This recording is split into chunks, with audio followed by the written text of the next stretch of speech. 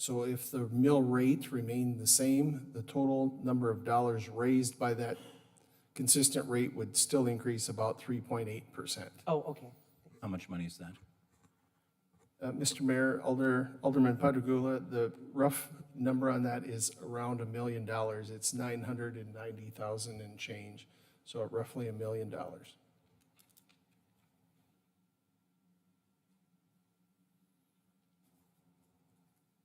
Mr. Mayor, Lisa? in the past, we've set a priority, not necessarily based on the number, but where we want to see the city be in 2024. And I guess I would throw that out again too, that my priority would be that we continue the services at least at the level that they're at. And if there is a need for increased services, that we would consider that as well. But I don't want to go backward in offering services to the community, because I think that they have become accustomed to and deserve to have quality services.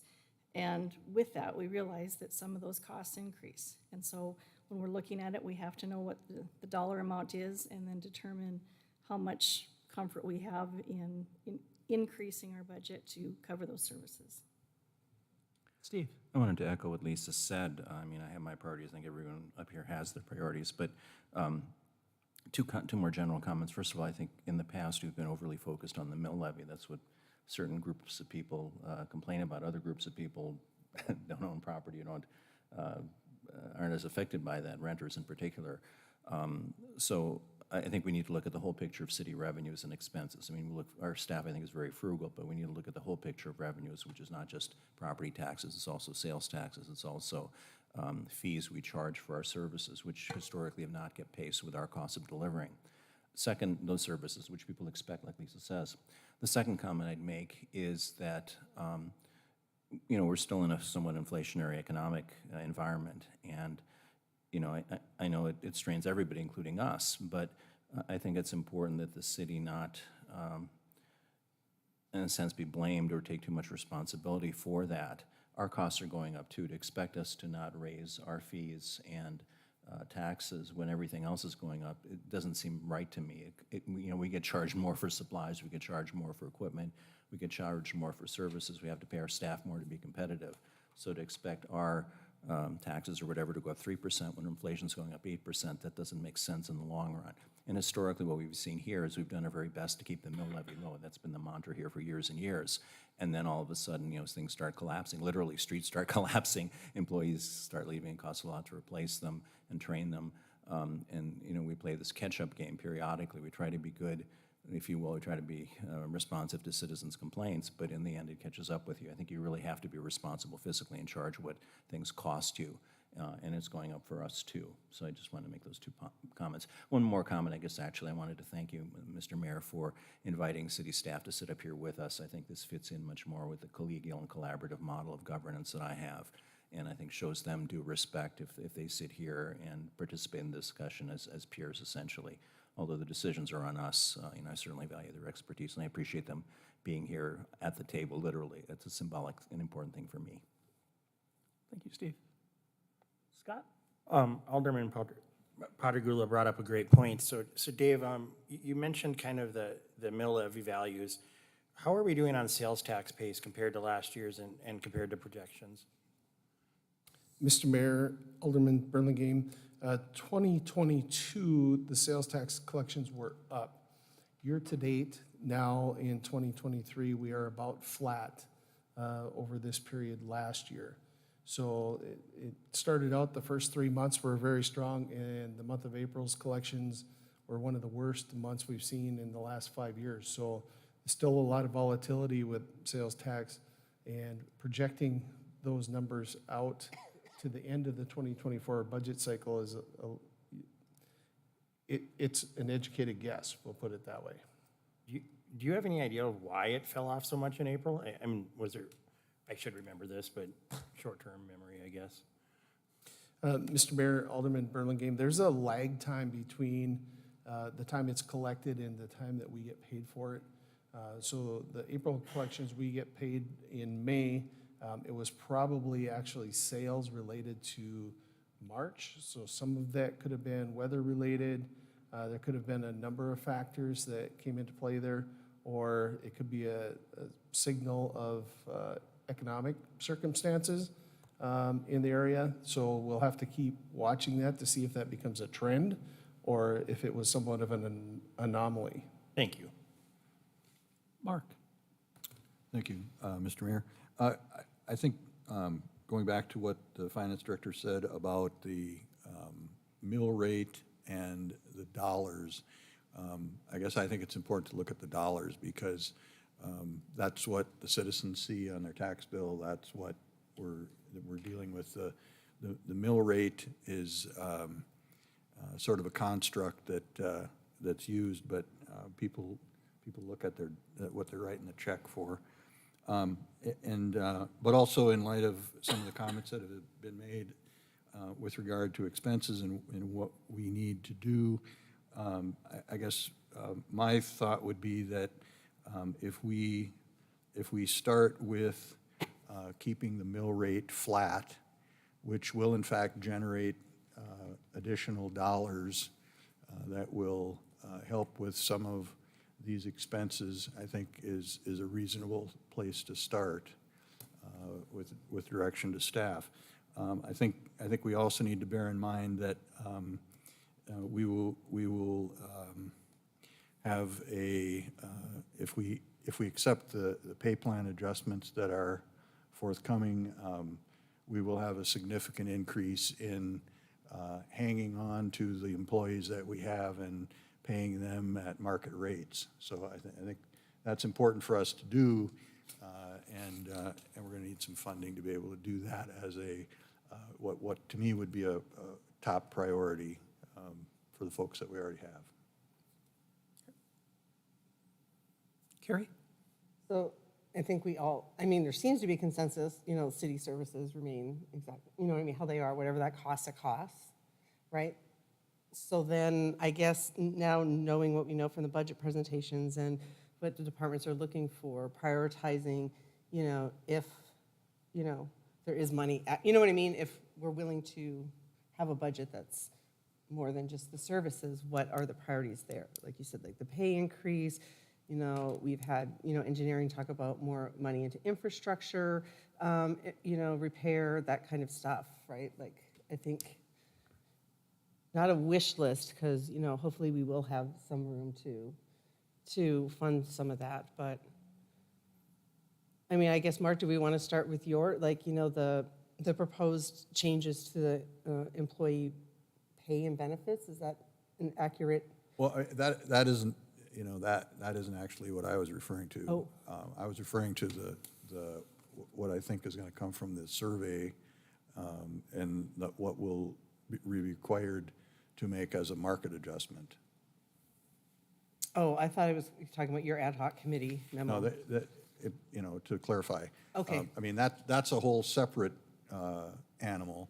And as you know, the city manager has made some recommendations relative to priority of those issues, and we need to look at that as well. But first and foremost, in my view, would be to anticipate that we're going to have some market adjustment based on the survey that was done. Mr. Stewart, can you just remind us what that is? Is it for all city employees? Like what? Remind us. Yeah, maybe I can ask Lisa Junt to come forward. She's been doing all the work on what we call the market rate adjustment. So every year we look at comparing employee wages so that we stay competitive. And she's calculated out that adjustment. And I think that's what Alderman Janser was referring to here earlier, is that's going to be a pretty significant increase this year right from the beginning. And then there may or may not be a whole lot of room unless council prioritizes it and we find a way to make it fit with regards to some of the ad hoc committee recommendations. So, Mr. Mayor and Alderwoman Evans, yes, we are seeing significant increases, especially in public safety. Across the board, about 10% as an average for public safety, just on the market adjustment. That's not including the normal raise portion of it. So it's going to be really So was big. the rate analysis done for like all like from bottom to top? Not just certain departments, it was all city employee We generally positions? do a survey that encompasses about 60 benchmark positions. Okay. Many of our positions are benchmarked off of those positions. We always do a survey that includes all of our public safety positions, so public safety, fire, police, dispatch. From other departments, we'll be looking at light equipment operators, utility operators. There's benchmark positions we use every year. And then you would use those, so let's say my position isn't in that, I'm a public works, you would use the data from like a similar, Yes, we sent out the survey to, this year it was sent out to, I believe, 17 different municipalities, Okay. counties, to use their data to compare to ours. okay, so every city employee's position is subject to this review? Depending on if that is a benchmark position, there are some positions that don't change. We don't survey all of the director positions every year. There's just no way we can send out a survey with 120-plus positions that would never be answered. So how do those employees then ever get a market rate adjustment? It goes, each year I will go back and forward on the, goes from one year to the next. So one year we'll survey these, the next year we'll survey, so okay. it goes, we just can't do it every year, so. You rotate, so eventually have they to all get studied? It's just Exactly. a different, it's Yep, it's a staggered times. rotation. Okay. There's some that it's every year, and then there's some that has to be rotational. So have you done any preliminary numbers on, It's, just, we won't hold you to it, but like what is it? the market itself, just the market adjustment or the actual increases, the market adjustment is 1.5. And then what would be the? And then the normal increases were about 750 to 800,000. So we're looking at about 2.2 to 2.3. I believe about 60% of that is based off of the tax roll, and the rest is enterprise funds.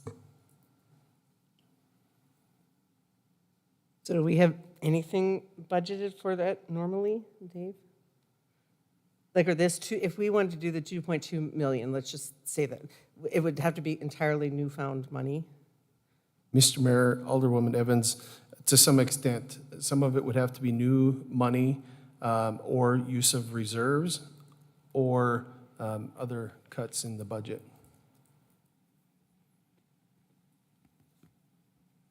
And can you give us just a general, I mean, I know it's online, I haven't looked at like what the reserves are in the general fund right now? Give or take $1 million? In just the general fund, in cash in the general fund, it's just around $30 million, roughly. Thank you. Those are reserves. General fund. Those are reserve. reserves, So yes. that's not even the specific. Yeah, okay. Mr. Mayor and Alderwoman Evans, just keeping in mind that the general fund is our largest operating fund. Yep. So typically, rule of thumb is at least 30% reserve balance. So it is a healthy reserve balance. However, we have a number of challenges facing us in the future. Yep. And some large debt incurrence that we're going to have as well. So having that there helps us maintain a strong bond rating as well. And that was one of the questions that I was going to ask for guidance here as well this evening, is the comfort level on the use of reserves.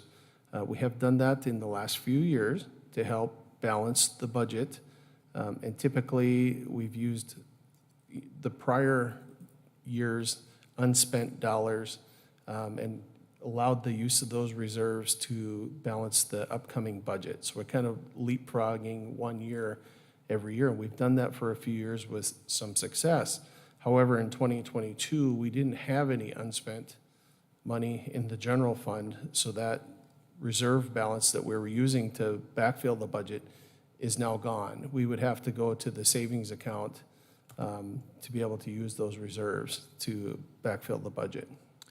A question, is there an industry standard or guideline in terms of what percentage of a yearly budget, either just out of general fund or total budget, that the field recommends be kept in reserves? I want to have some sense of what that is. I know you've given a historical perspective, but is there something in the field of public administration, public finance? Yeah, and Dave can probably talk to this too, but usually the way I've been taught and trained is you want to have usually anywhere from 3 to 6 months of operating expense in reserve in case of emergency. And what would that be in dollars? I'll look to Dave on what our 3-month operational cost is. Mr. Mayor and Alderman Patagula, a couple of things. First of all, here we are generally talking about general fund. That is the largest fund, and that's where the majority of our tax dollars are allocated to. So that those expenditures in the general fund have the largest impact on the property tax rate for the citizens. So there are some tax dollars that go to other funds within the city, but generally, the general fund is the largest big one. one. City of Minot has an ordinance that requires us to have a 1/12 operating reserve. 1/12 of our expected annual expenditures we are to keep in the fund balance by ordinance. Our operations, we have tried to keep 3/12 of our annual budget in reserve in those funds. And that's the guidance. The GFOA guidance is generally at least 30% in the city's largest operating fund, which would be the general fund. So what would 1/12 be in dollars? The 3/12 of the general fund would be 9.5 million. So 1/12 would be a third of that, right? Or That's about correct. 3.1 3.1 million. 3.2. So if we have 30 million in reserves, that's really almost triple what we really, according to the standards or the ordinance, need to have. Mr. Mayor, Alderman Patagula, that's correct. It's definitely a healthy reserve. Good. But again, keeping in mind that we anticipate about an additional $250 million of city share to fund the remainder of the flood control project. So that is future borrowings that we are going to have, and we use sales tax dollars to service the debt for that flood control. So every year when we go to our ratings calls to issue that debt, because of the volatility with sales tax, they're always looking for a security blanket should sales tax collections drop, that we have to have something as a fallback to be able to service that debt. So generally, it's either having a strong fund balance on the city's balance sheet or some other type of revenue source, which would be the ability to tax the property owners. Right. So getting back to my original question in terms of how much money we should have, and Harold said generally the professional guidelines would suggest 3 to 6 months, so that would be from about 10 to $20 million we should have, and we have 30. And I think that's important for people to understand, because a lot of times, in my opinion, we get fixated on this mill levy issue. And I think people need to know that the financial stability of the city right now is good. I mean, times could change. We live in an agricultural, commodity-based economy. There's the war in Europe, all sorts of stuff. And I think we need to be prudent. But, when we say that we should have 10 to 20 million saved and we have 30, that's to me really good news and shows the stewardship, pardon the pun here, of the city administration and the staff and us. And that's important to keep that in mind. You're absolutely correct. I agree that we need to keep a little bit extra, but that makes him feel much, much better than I felt 5 minutes ago. Yeah, and Mr. Mayor, if I may continue to, just one thing to keep in mind is as we start dipping into those reserve balances, with the inflationary pressures on the budgets tend to grow year over year because of inflation. So that required minimum balance grows as well because it's a percentage of a larger number, so the required balance grows. If we are spending our entire budget or using reserves to backfill that, not adding to that fund balance, we're not only dipping into the piggy bank, but the amount that we're required to have as a reserve is growing also. So it starts to close that gap rather quickly if we start making a habit of that too. Right. Mark? Just to follow up on that, correct me if I'm wrong, but I believe that in the past, sometimes we've used those kinds of funds for one-time expenses, things that were not going to be reoccurring. Because if you if you use it to simply balance your operating budget, then the next year you're in the same predicament of where do we get the money to sustain what we've funded this year with reserves. So I think that's kind of important to remember. And there's a fine balance to play as well when we do our ratings, like Moody's and those kinds of things too. You're playing a balance that you can't have your reserves too low, but at the same time, you can't have them too high either, because it'll dock you for having too much in reserve as well. They don't want you to just take money from the taxpayers and hold on to it and not use it.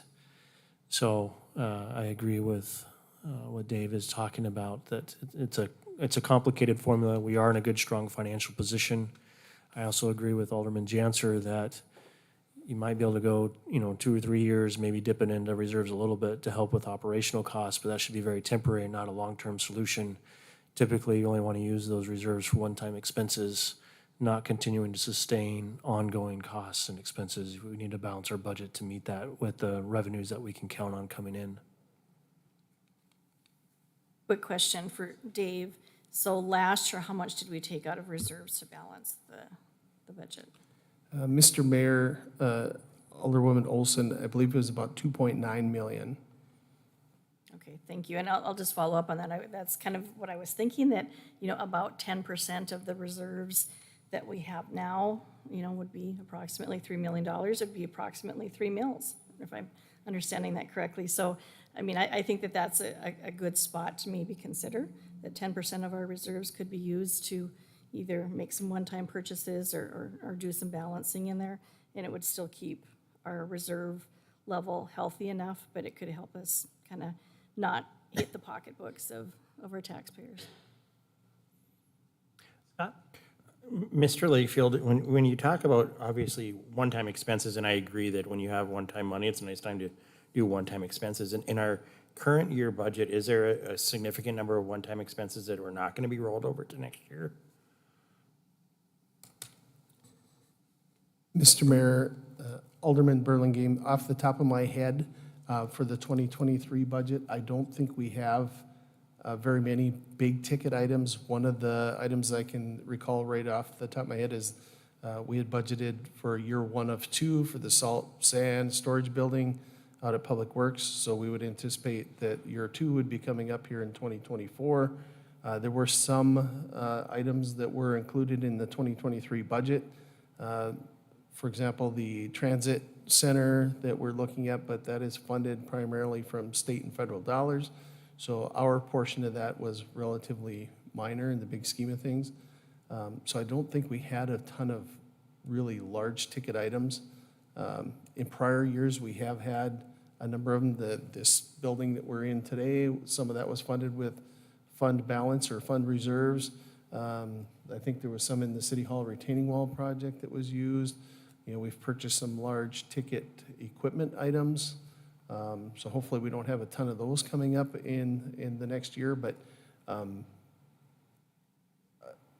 don't know that there's a lot of things that are going to go away to give us that extra cushion there either, if that's what you're looking of for. course. Thank you. Gary? So I like Mark's idea. I think, I'm comfortable after services, like that staff is, to me, one of our priorities, right, is recruiting and maintaining and being a very competitive employer in the region. And, there are other ways to do that, but this market rate adjustments, I think, are important. So I think whether it's reserves, whether it's some of the money we didn't have because we weren't getting the interest on our savings accounts we're getting now, so we've collected some money there. I would like to, prioritize that investment in our employees. Mark? So, I guess following upon Alderman Evans' comments and what we've heard, I guess I would make a motion that we direct staff to approach things with keeping the mill rate levy flat, and that we also approach it using up to $3 million of reserves if necessary. I'd second that for discussion. Okay, we have a motion and a second. Further discussion? Steve? It seems to me that we've kind of unintentionally or intentionally come up with some parameters for the budgeting process. One of those is, it sounds like, we want to keep the pay and benefits competitive, which would mean, doing the wage study and allocating whatever we need to keep the salaries what they are competitive. It seems like we're agreeing that we should be able to use some reserves but keep a healthy chunk, and that percentage of using them for expenses would be about 10%, and that they should, if at all possible, be targeted only toward one-time expenditures, not annual operating expenses. I'm trying to think what else we seem to have a consensus on. Yeah, I think that's what we pretty much agree on, and within those parameters, I think that's where the discussions are going to come, and that's where Harold and Dave and the department heads' input will be very interesting in terms of what they're prioritizing. But I think we have an overall framework. I guess the only thing I feel a little uncomfortable about with what Mark is proposing is kind of artificially pegging the mill levy at no increase. To me, that ties our hands a little bit. I don't want to see it increase a whole lot, but if we have something coming up that we need to fund toward, like a new fire station coming up, for instance, probably, I think that constricts us too much. Well, I think you said with an eye on it, you didn't say. Yeah, I mean, so this is, as I understand what we're doing today, is providing guidance for which they then, we can then begin to, they can begin to craft the Right. budget. So if it turns out, as you say, that, that just doesn't fit, we need a couple more mills or whatever, that's certainly going to come back to us in upcoming discussions, and then we have to deal with it, I guess. I'm fine with that then. Yeah. I do have to add that Alderman Pittner has joined us as well on Teams. And Paul, if you have any comments or questions at this time?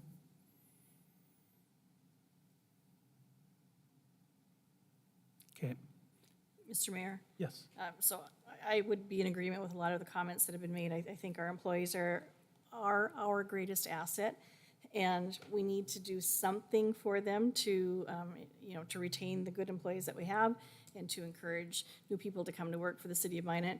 Whether it is the pay increases, whether it's benefit increases, I don't know. I still haven't completely landed on where I feel that should go, but I think that we do need to acknowledge that we need to take care of our employees. The other thing that hasn't come up yet, but we discussed quite a bit during our budget meetings, was the O&M of the flood control, and I think that that's a high priority as well. So I think including that in our budget, I think we need to be looking at that. And I don't know if that's a possibility then to start that fund with some of the reserves that we could possibly pull from. If that's an option, maybe that's something to look at. Steve? I guess I very much agree with Lisa that employees are our greatest strength.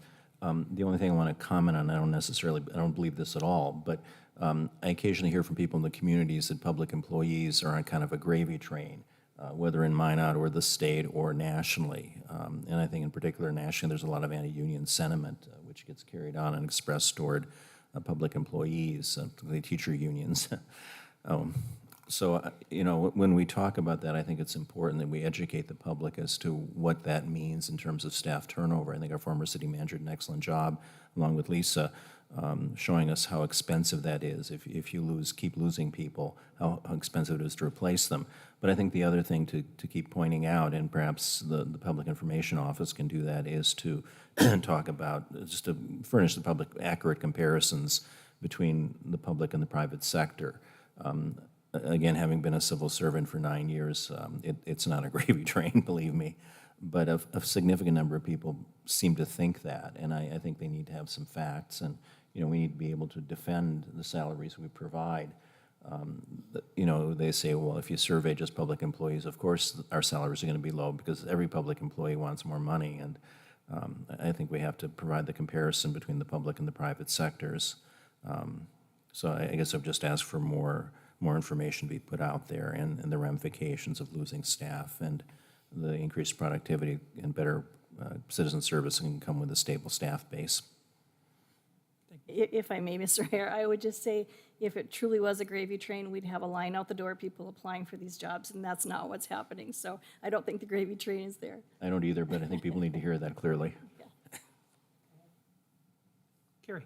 So I just want, at least for myself, even though like the market rate adjustment is prioritized, I don't think that takes off the table some of the other employee, like the ad hoc committee recommendations and other things. I mean, certainly, if we had a magic wand, we would do it all. I think the market rate analysis is a great place to start, but I don't want the message to be that's, all we're going to do. I mean, if we can figure out a way to fund some of the ad hoc committee recommendations and other things, we're going to do that. I mean, well, I'm speaking for all, but, I don't think anybody would be, saying absolutely not, so. Scott? If I can ask a clarification, Mark, on your motion. You said along the lines of hold the line on mill levy. Did you mean that in the lines of the value of the mill levies or the dollar amount of the mill levies? The mill levy rate. Okay. So according to Finance Director, that would perhaps generate an additional $1 million of dollars. Just wanted to make sure that I was on the same page. And if I can continue, I agree with a lot of what's being said here today. I think my 1 and 2 priorities is number 1, to hold the line on mill levy as much as possible.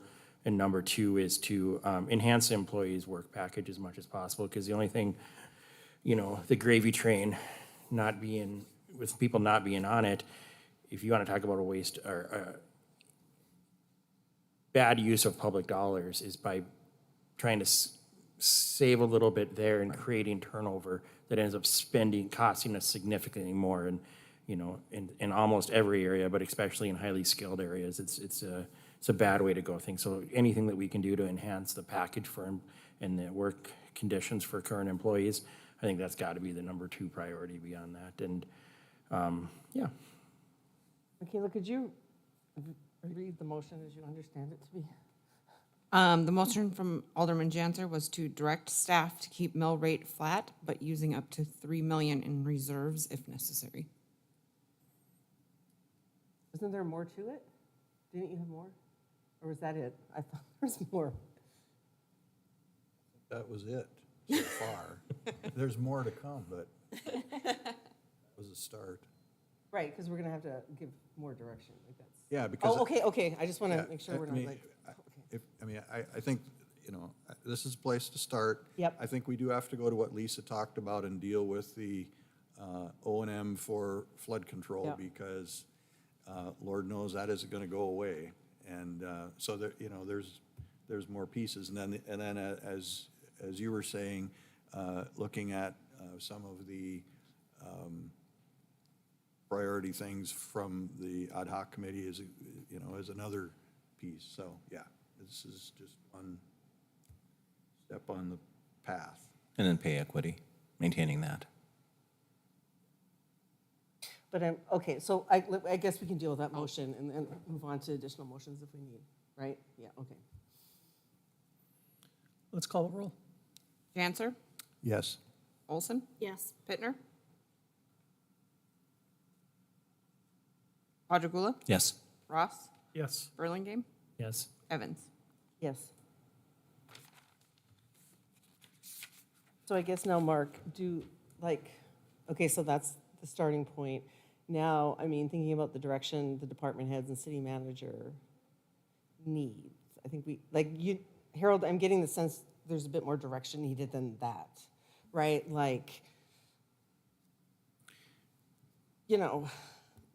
Don't come to us with new, Harold, can you give us some? Sure. So some additional guidance that staff could use, again, and you've already touched on one of them, would be setting up a permanent revenue stream for maintenance of our flood infrastructure. As was stated during the budget tours, we're passing the 10-year mark of the age of some of this infrastructure that we've put in while we continue to put in new infrastructure. And that's going to be crucial. Hopefully we never have another flood event, but in the event that we do, if there is a failure, we don't want that to be because we haven't properly maintained the infrastructure.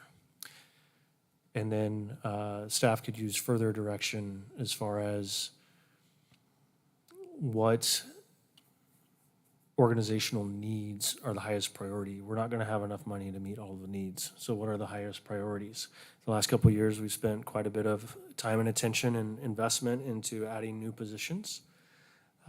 This year, it would seem, and it would help if the council could confirm this, that maintaining our current wages is competitive, and then taking a comprehensive look at what improvements to benefits for employees that we have would probably be more of the primary focus.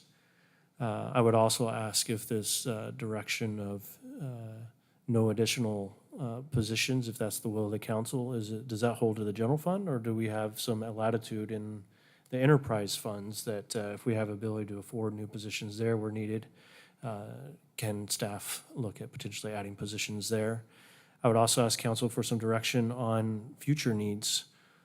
You know, we talked about the old city hall and the potential cost that comes with either remodeling or potentially building a new police station somewhere else, depending on what that decision comes out to be. But regardless of whether we're staying in the current facility or going somewhere else, we're going to need a significant amount of money to be able to make that happen.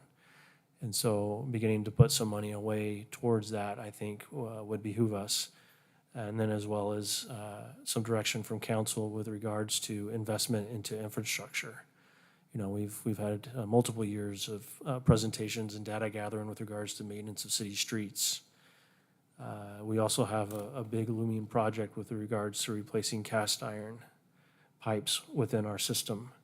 So what is the priority and the direction from council when it comes to that? Some of that is not all in the general fund, some of that's in enterprise funds, but those are the types of directions that staff needs that, as we do all of our hard work in balancing this budget, that we're focusing on your priorities.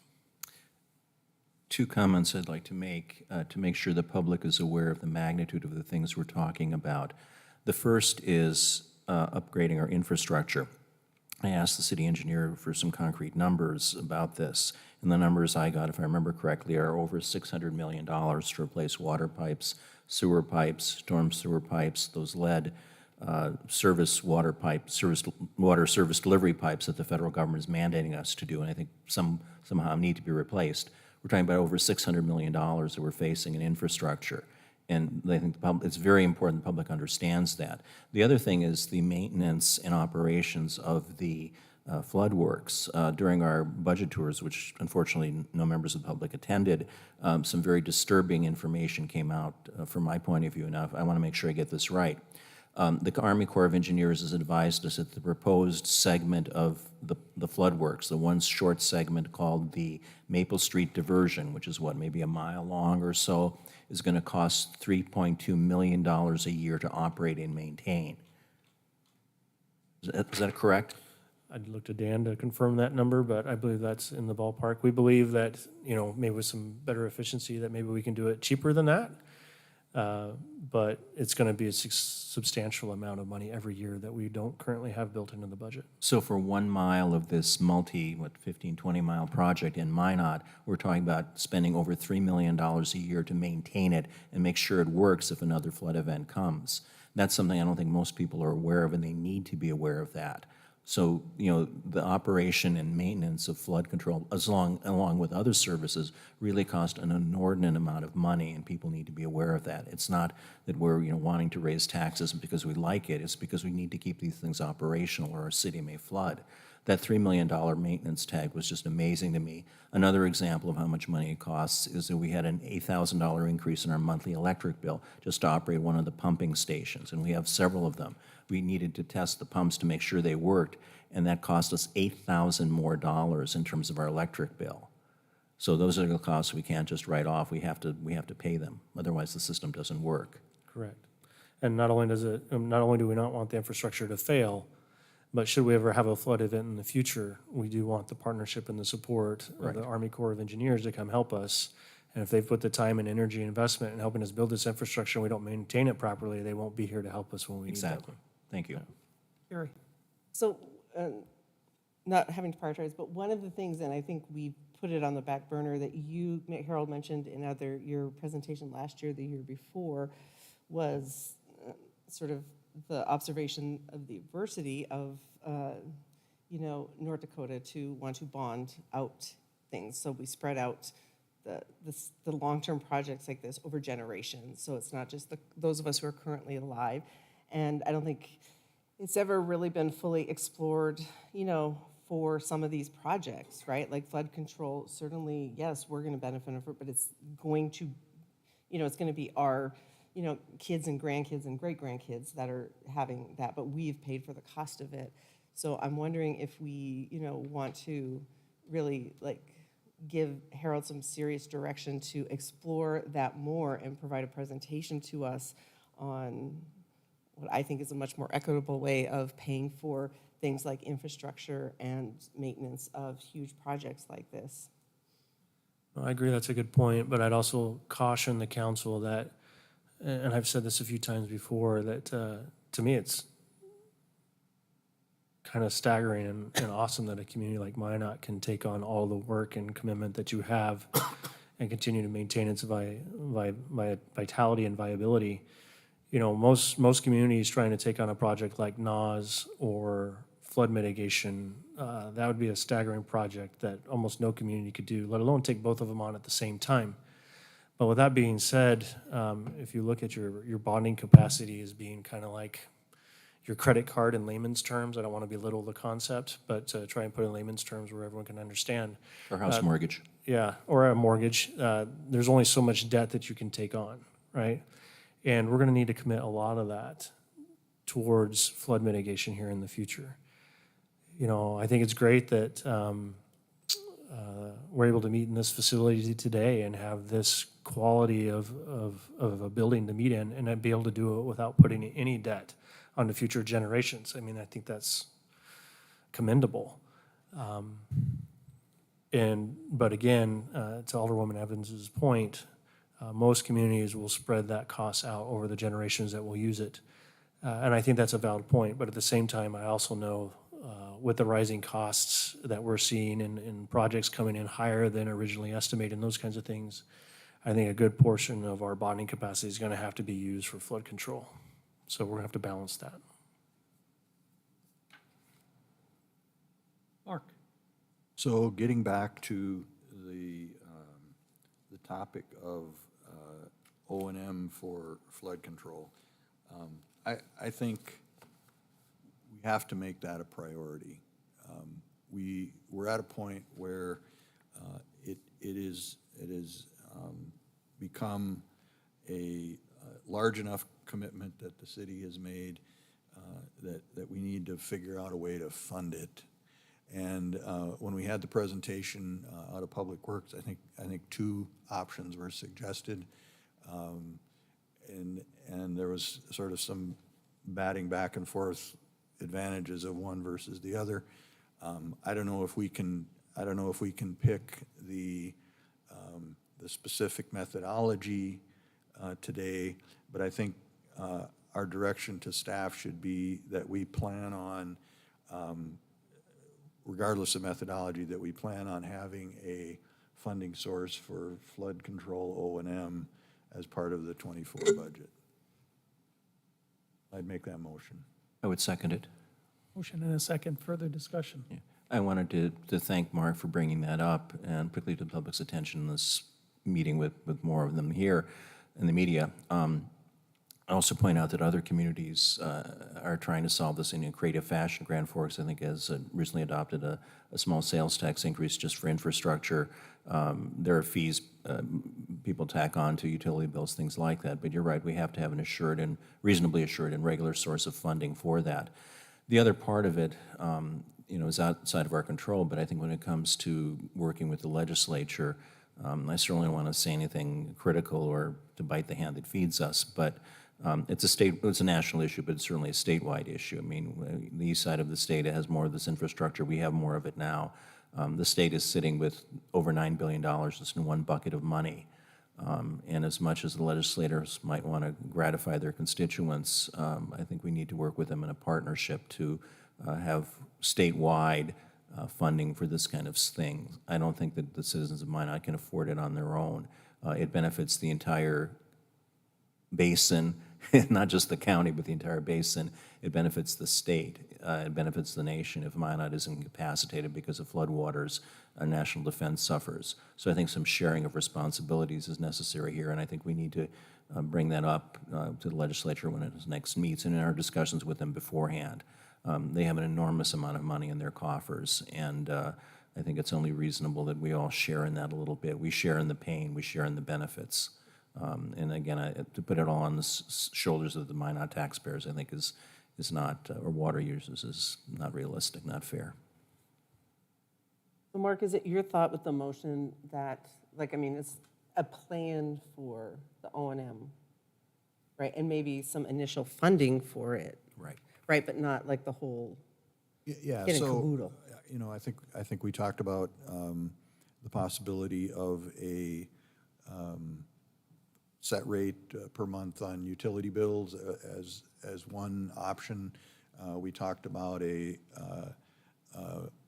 for instance, a 1 mil levy, let's say, specifically devoted and fenced off for that purpose. So, you know, by some methodology or whatever other creative things could be contrived, that we do that and have something going as a start in the 2024 budget. Do we need direction from us about like what, like, because options were presented, right? Like the utility bill, blah, blah, like, do you feel, Harold, that there's more precise direct, you know, because there's several options to pursue that? Yeah, I believe at this point, staff would be ready for some direction from council on which option you would like to pursue. There's pros and cons to both of the alternatives. A utility fee, not every property owner in the city limits has a utility bill. So there's some inequity there that not all of them pay that. Vice versa, same thing with property tax. Not every entity in town pays property taxes. There are several exempted out. So those were the two options presented, and I do believe I briefly mentioned a third option, which would be is to do a hybrid between the two, where half of the revenue is done through utility fee and the other half is done through the property tax, and then hopefully you capture and decrease that, those exemptions and those that aren't captured in that together to be more fair. But ultimately, I think, I don't know that staff is comfortable making the decision on which one that should be. I like the hybrid. Yeah. Scott? Yeah, I was gonna say, I absolutely agree. I think the hybrid, for the purpose that it does hit on both populations and spreads it out as much as possible without, and again, going back to our previous past motion, we don't want to, our goal is not to increase mill levy, so I want to make our next thing to be about, and I know it's not necessarily going to be raised because it can be rebalanced and things like that, but I really like the idea of a hybrid if that can be done.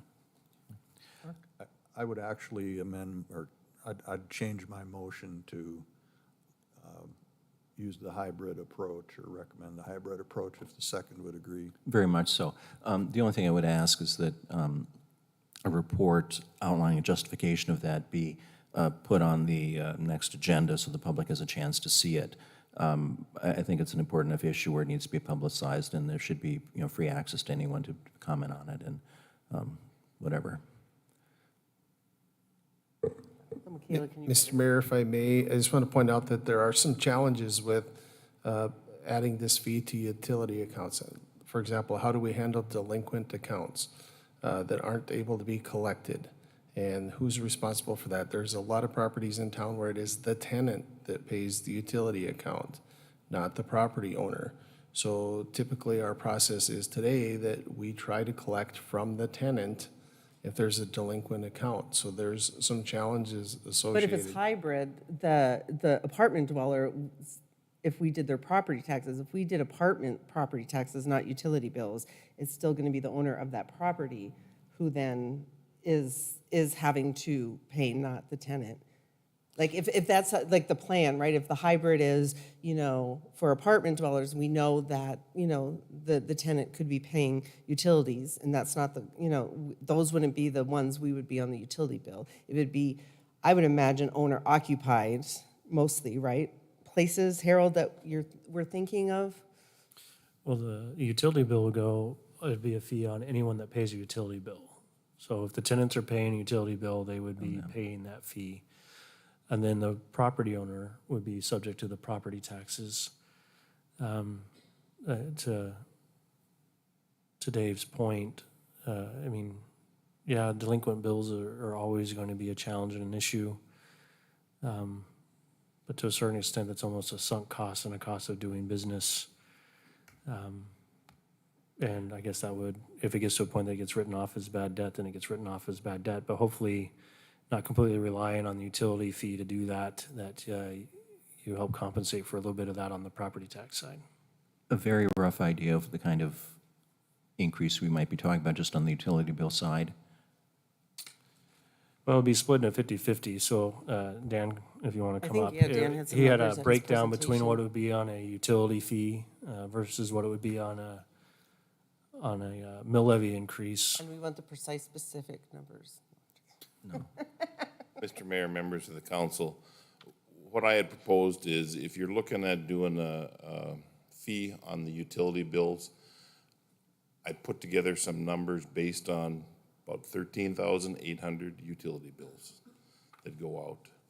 And about a $4 a month on a residential and a 5-plex or higher, about $8 a month.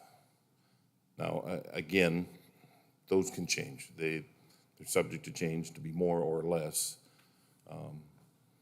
I don't know that that's necessarily, you look at it the fairest amount because you might have a $10 million business that's paying $8 a month. And then you have a $100,000 home that's paying $4 a month. Dollar for dollar, is that fair? Is that for the 50-50 or the entirely utility fee? That's for entire utility fee. So if we split it up half and half, it'd be $2. Yeah, and $4. That seems very reasonable to me. But my point is the public needs to know about this. Yeah, but then again, so if you're doing that, is $4 fair for a multi-million-dollar business or property versus $2 for a residential? Could That's it be why, like I said- could it be like tied to the value of the property? Or would that be too complicated? Mr. Mayor, Alderwoman Evans, it would get so convoluted and Yeah. complicated that Right. it's tough. I think even doing a hybrid is gonna be very difficult. That's why, like I said, if you look at, I laid out in the presentation, if you look at putting on the utility bills, you're gonna cover a maximum of 13,800 properties. There's about 19,500 properties in the city, and about 17,500 of them pay taxes.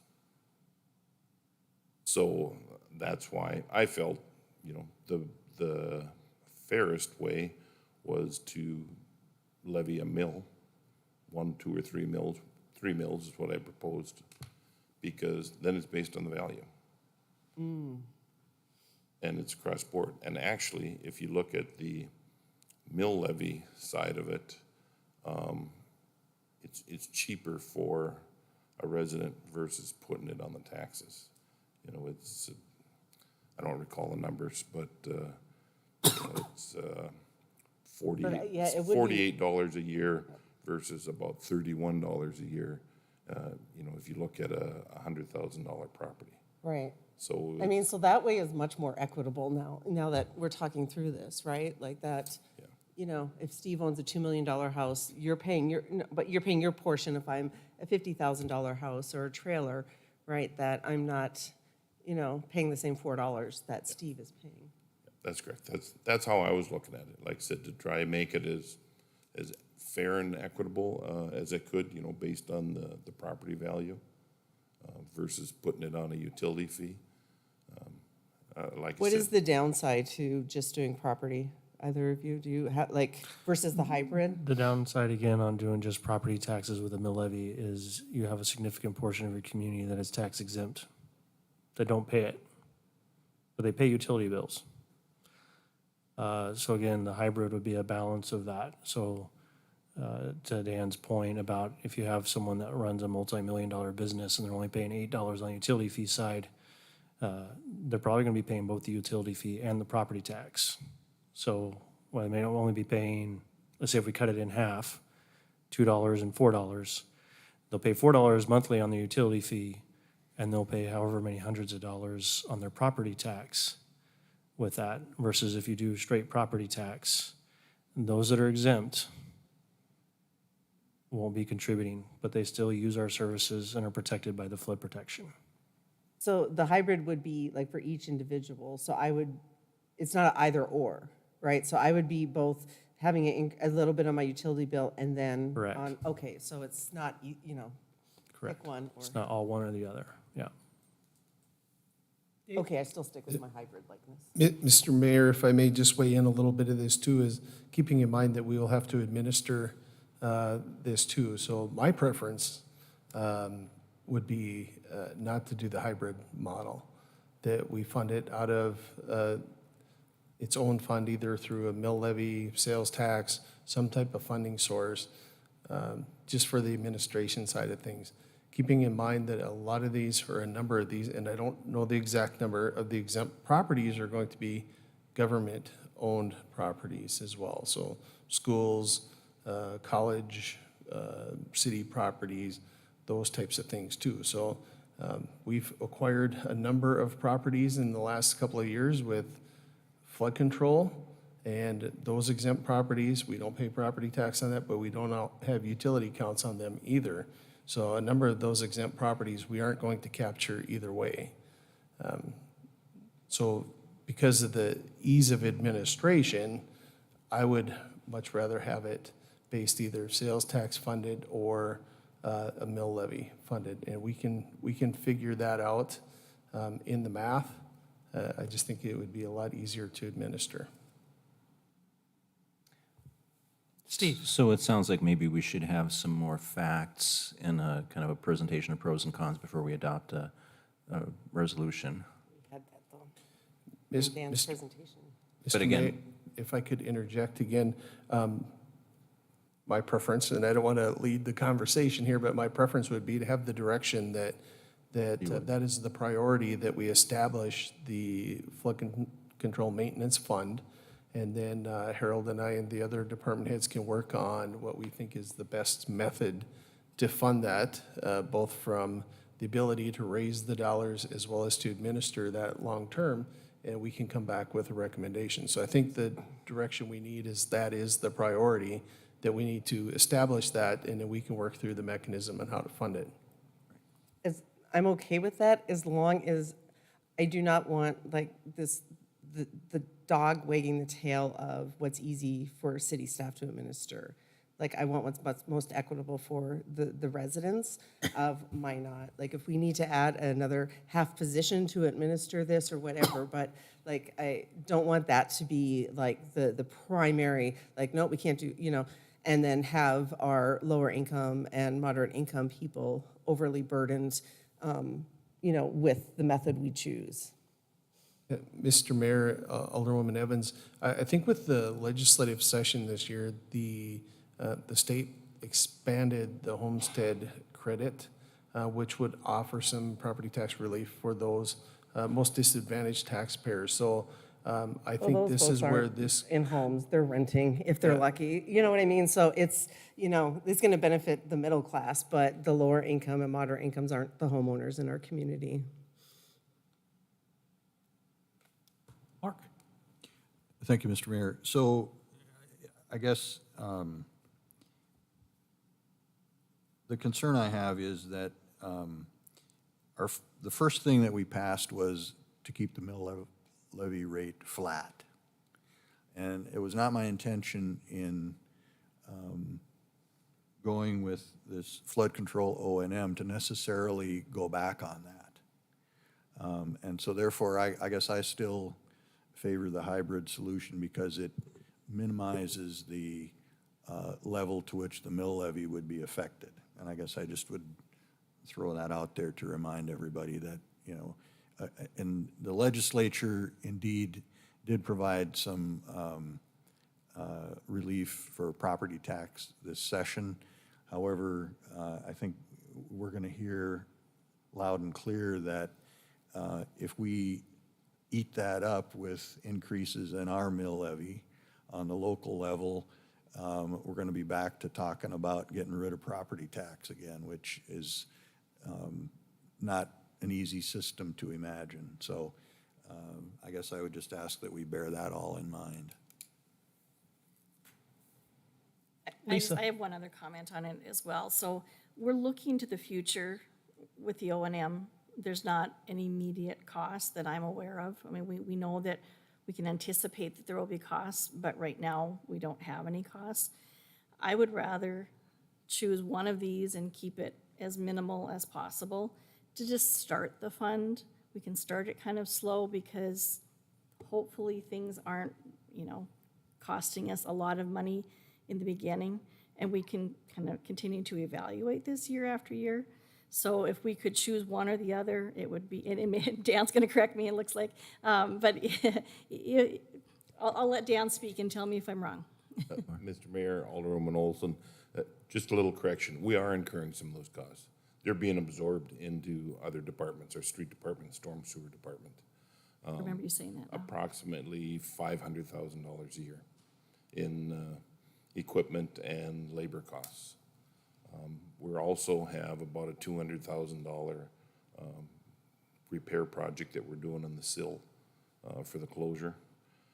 So in my proposal, it was estimated that about $550,000 a year is the cost that we're incurring for operation of pump stations, mowing of the lots, maintenance of the flood features themselves, and about $200,000 would be set aside to build up this fund for future repairs that are going to be needed. I talked about the graffiti protection that's on the flood walls now. That's going to have to be redone in a few years. It doesn't last forever. That's going to be several hundreds of thousands of dollars. So that's why I was encouraging to start at least setting aside some dollars, $200,000 a year. And plain and simple, as the flood control grows, these maintenance costs are going to grow. There's more infrastructure, more things to maintain, more things that can go wrong, more pump stations that are going to come in online. They're going to have to be maintained. So this is going to grow. But if you have some of the reserves sitting there, it'll help delay adding any additional utility fees or mill increases or anything for a while. Okay, thank you. Thank you for that clarification. And I'll just kind of finish up my comment on it then, too, that taking that into consideration, if we can find a method that raises that amount of money and perhaps takes some money from reserves, it's not, again, as big an impact on our taxpayers. We want to keep it as minimal as possible. We don't want to ignore it. We don't want to put our head in the sand and say it's not going to happen, but as minimal as possible is what I would prefer.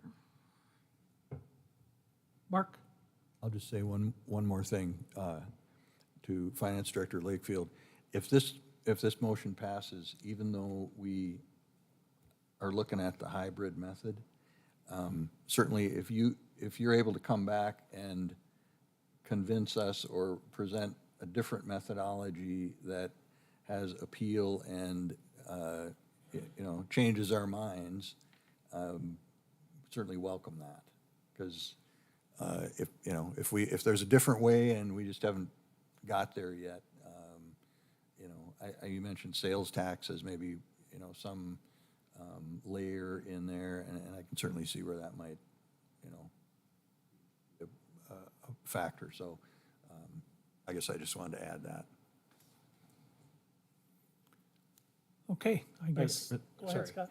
I got a couple of points. First off, I still maintain support for the hybrid motion or hybrid solution, in part because I do work at a nonprofit, and even though we don't pay property taxes, we do benefit from flood control. So $2.50 a month on our utility bill is not gonna make or break our ability to succeed in our mission, and I think it's an opportunity to bring that in. Secondly, with the sales tax solution, at some point, I think hypothetically in the future, perhaps NAS is gonna be paid off and we'll have some sales tax available. And I think when that happens, I've always said flood control related expenses is the right way to do that. But Dave, or Mr. Lakefield, correct me if I'm wrong, we're a year and a half, 2 years away from that point? Mr. Mayor, Alderman Burlingame, it's funny you should ask this because I was working on this math this morning and the calculation is we are still about 4.2 to 4.5 years out on that. That's with the current estimates, and part of that is because of the cost escalation in the last few years with the major portion of that project, which is the intake and the pumping station at Snake Creek. So that cost has risen dramatically in the last few years. A few years ago, we thought we would be done with that allocation in 2022 or 2023, and now it's probably around 2028 if the sales tax collections stay on pace where they're at today. Is that for completion of the project or completion of payment? Mr. Mayor, Alderman Padrigula, that would be when we anticipate having collected enough money to pay for the remainder of the project.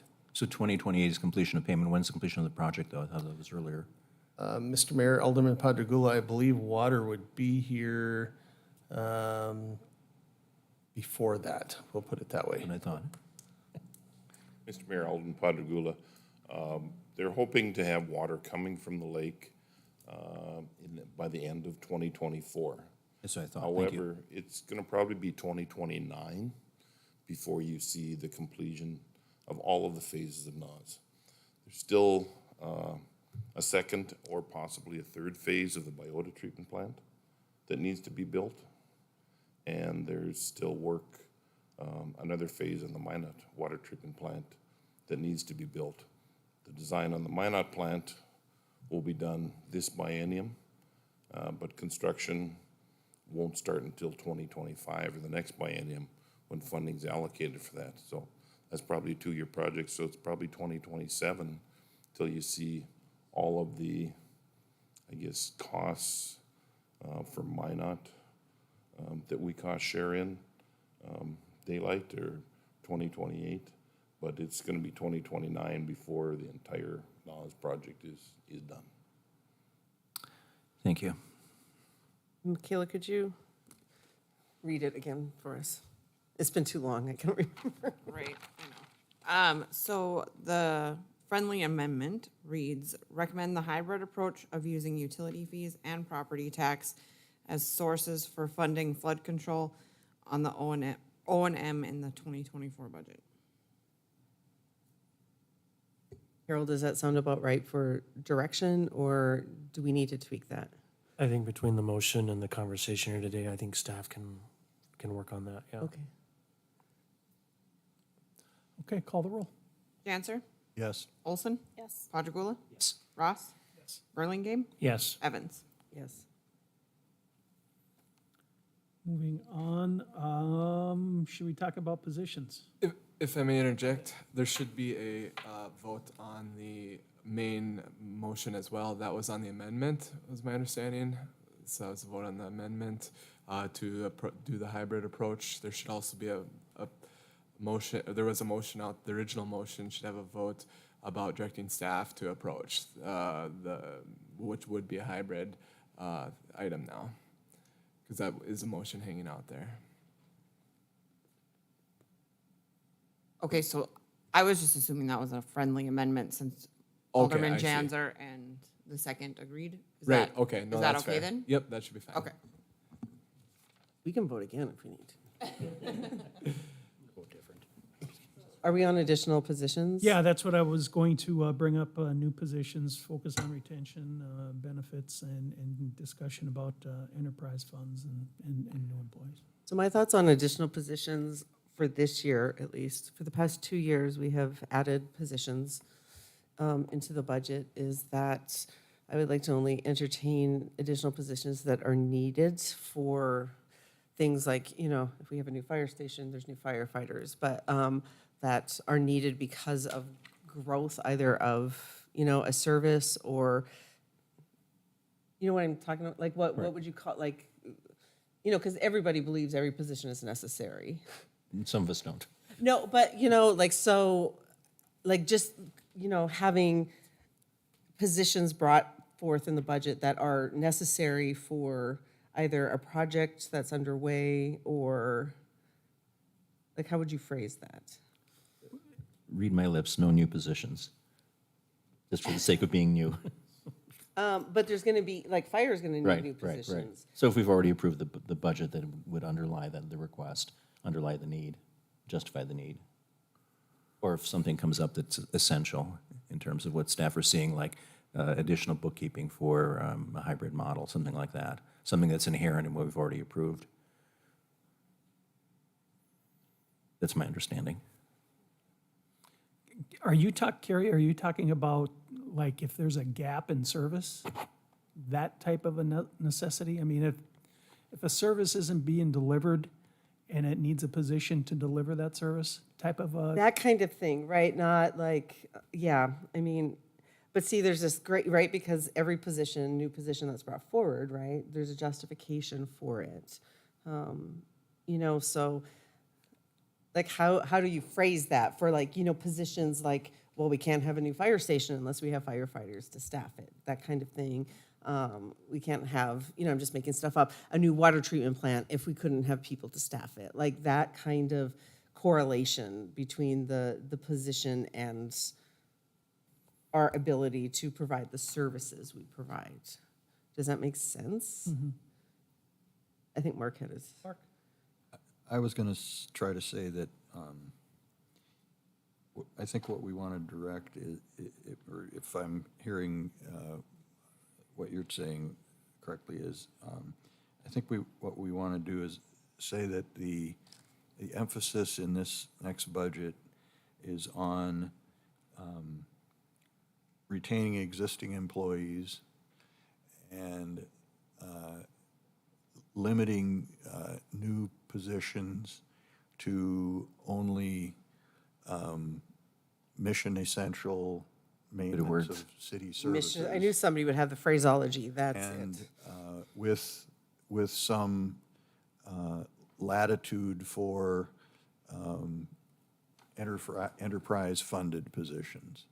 Because, you know, again, okay, so we're starting recycling, and as an example, and that has a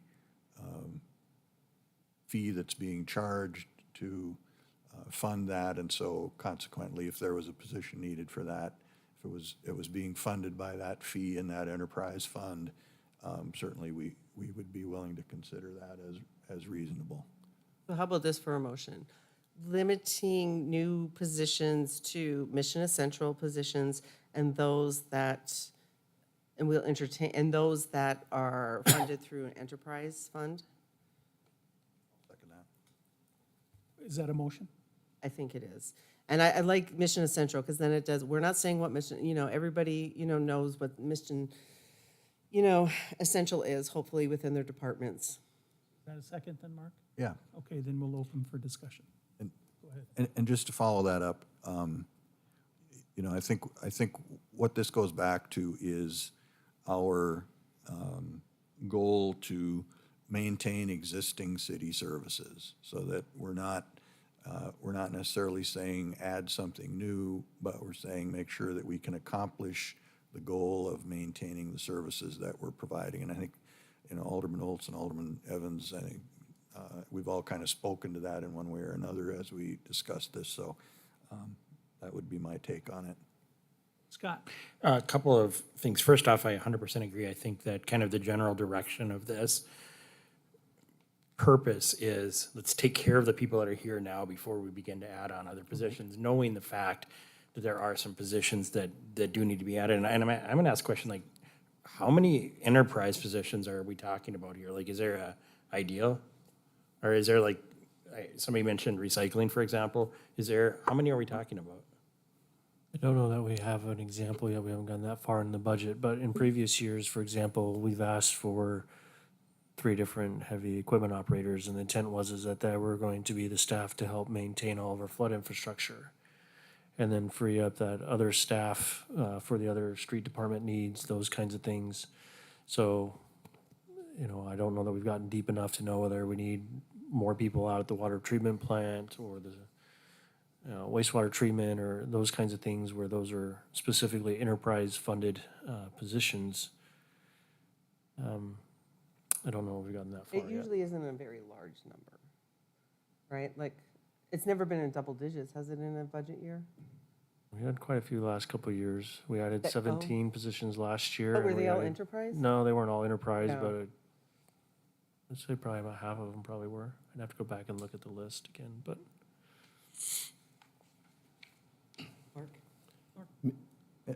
I think it's important to remember that this is always moving.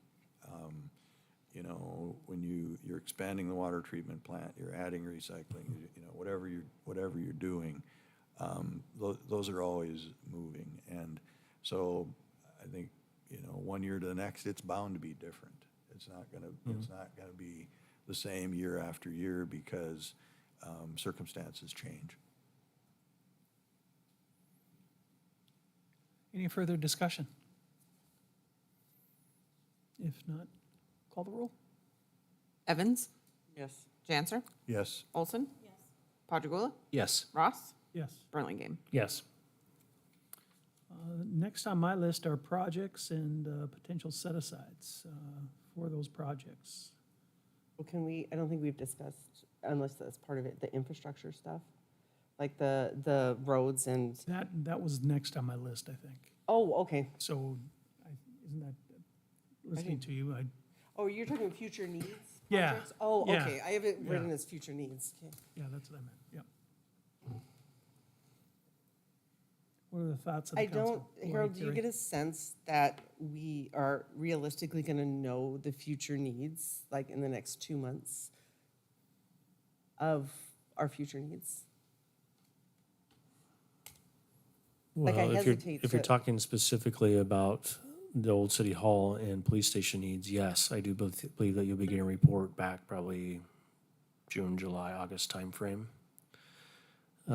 with what that will be. I would say even if you take the conservative model and we stay in the current city hall, I'm gonna guess you're gonna need anywhere from,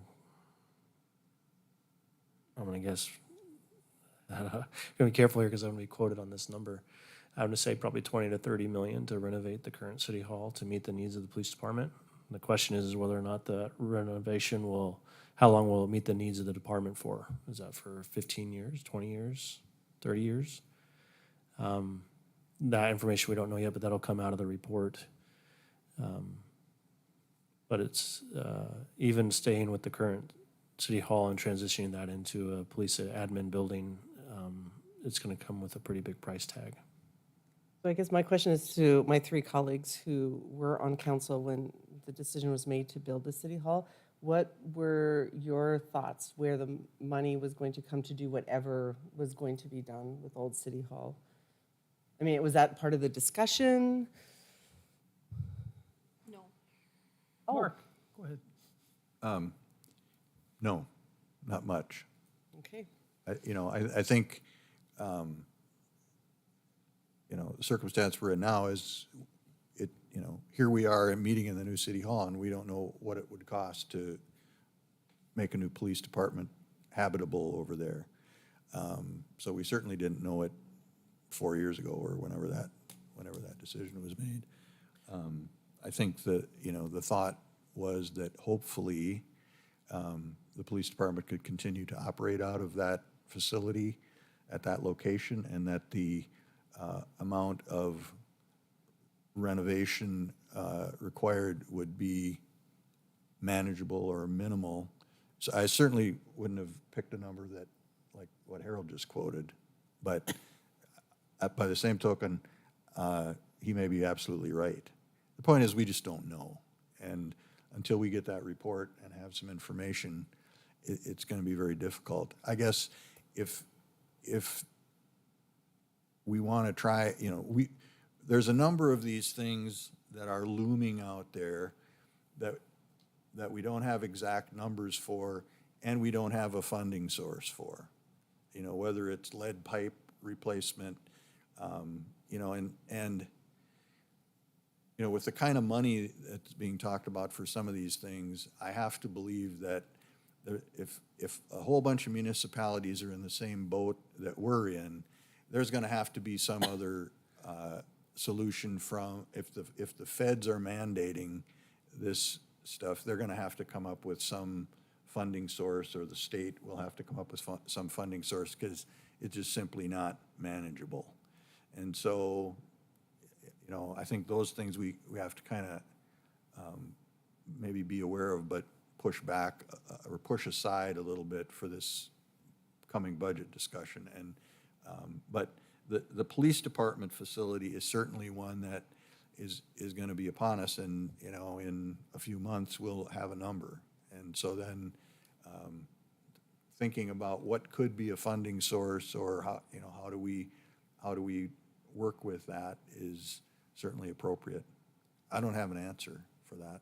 I don't think it's the right time right now. I think it's a tough. I just don't, right? I don't feel like we have enough information to say we're, you know, prioritizing that. And again, to me, the police aren't gonna shut down because, you know, we don't rehabilitate or build a new campus, right? Like those services are gonna continue, and we have some time to see what our options are and, you know, what's available. So, I mean, that's sort of where I'm at is, you know, I don't even know, there's no direction to staff on that would be my, like. And Mr. Mayor and Alderwoman Evans, I would disagree. I would say that the police department is a priority.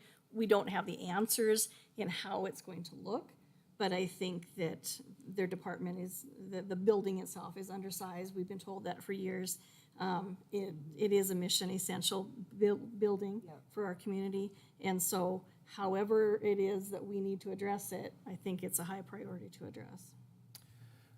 My answer to your questions, first answer is, to the best of my recollection, we never put much thought into the old city hall, how it would be used. The assumption was, and I think it was important that we not make assumptions. We find out the assumption was the police would just roll into it and when costs would be minimal.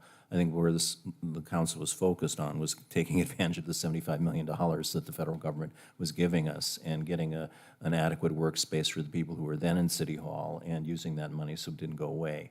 And if someone gives you $9 million toward a $12 million project, you'd be foolish not to take it. So our priorities are focused on that. I also am very, very surprised by the $20 to $30 million estimate. I know it's off the top of Harold's head, but I think that's probably correct. I'm just shocked. I guess I hadn't been thinking about that. I was thinking of a couple million maybe to spruce it up, paint it, whatever. And I agree with Lisa that it would be a major priority. I was involved in the planning of the city hall, or excuse me, the police station remodeling, some 20 years ago. And I think we tried very hard to make use of what was a very limited building at that time. It was the same, penny wise and pound foolish mentality, I think, that we've shown. And it did serve us, for a few years to provide.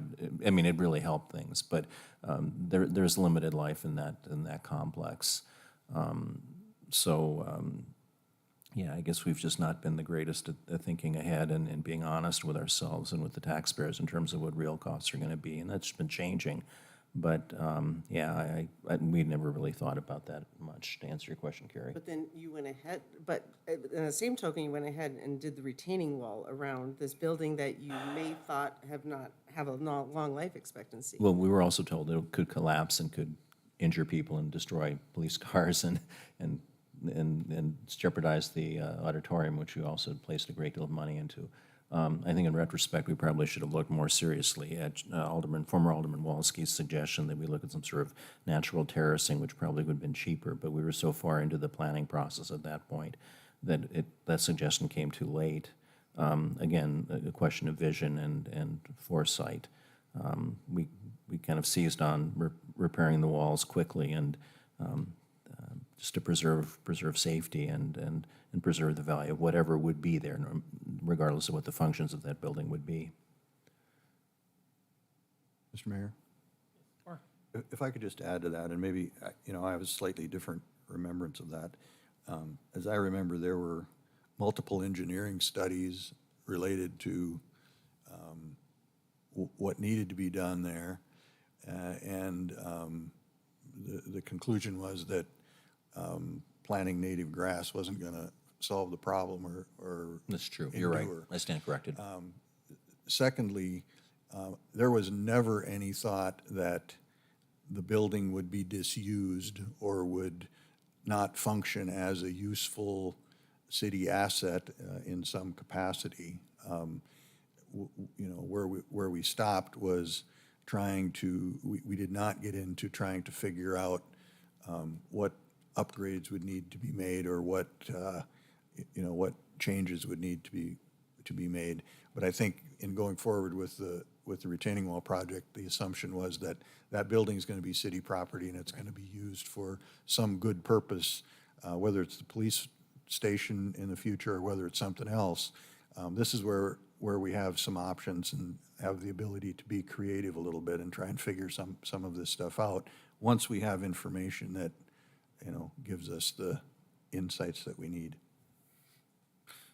And if I may to that point, regardless of what the decision is made in the future with regards to whether the police department stays in the current city hall or not, I do believe that there is still potential for public use of that space in the future. And didn't mean to shock everyone with the $20 to $30 million quote, but I was kind of That's what we pay basing, you for. I was kind of basing off of, we spent, what, 18 million here with the new city hall? Mr. Mayor, Mr. Stewart, 15.9 15.9, 16 million. And this was, from a remodel standpoint, was basically a blank canvas, pretty simple to do. So when you're talking about the old city hall and trying to make that ADA compliant and all those kinds of things, if we're at 16 million here, it's gonna be over 20 pretty quick. And then I gave the 30 million as kind of an upper threshold because I always try to overshoot it a little bit. Mark? When I say, options to be creative, I recall that the other night when we were at the library, somebody said, well, what if the police department weren't across the street? Could you have part of the library here and part across the street? Because they're jammed for space as well. And the now director of the library said, yeah, it's feasible. So, there's, there's options beyond police stay there or not. And so I think we just, we're not at the point of being able to make decisions with the information that we have as exactly where that's going to go. So, Mr. Mayor? Yes, And I Lisa. don't want to be the disagreeable one, and I certainly support the library, but I will just repeat what I said. I think that the needs of the police department have to be a priority to us in finding some sort of funding source to accommodate the needs for whatever building they're going to be in. And I'm anxious to see the report from EAPC to come in as well. They've had some interesting ideas that they have kind of proposed to the committee, and I'm anxious to hear the numbers. But however it looks, whether they're in that location, they're in a different location, I think they have to be a priority. Mark? So how about this then? How about we direct staff to recognize that funding for the future needs of the police department, whether it's in the current building or somewhere else, is going to be a reality and is going to be a priority, and to give us options as to what funding sources might be for taking care of that necessity.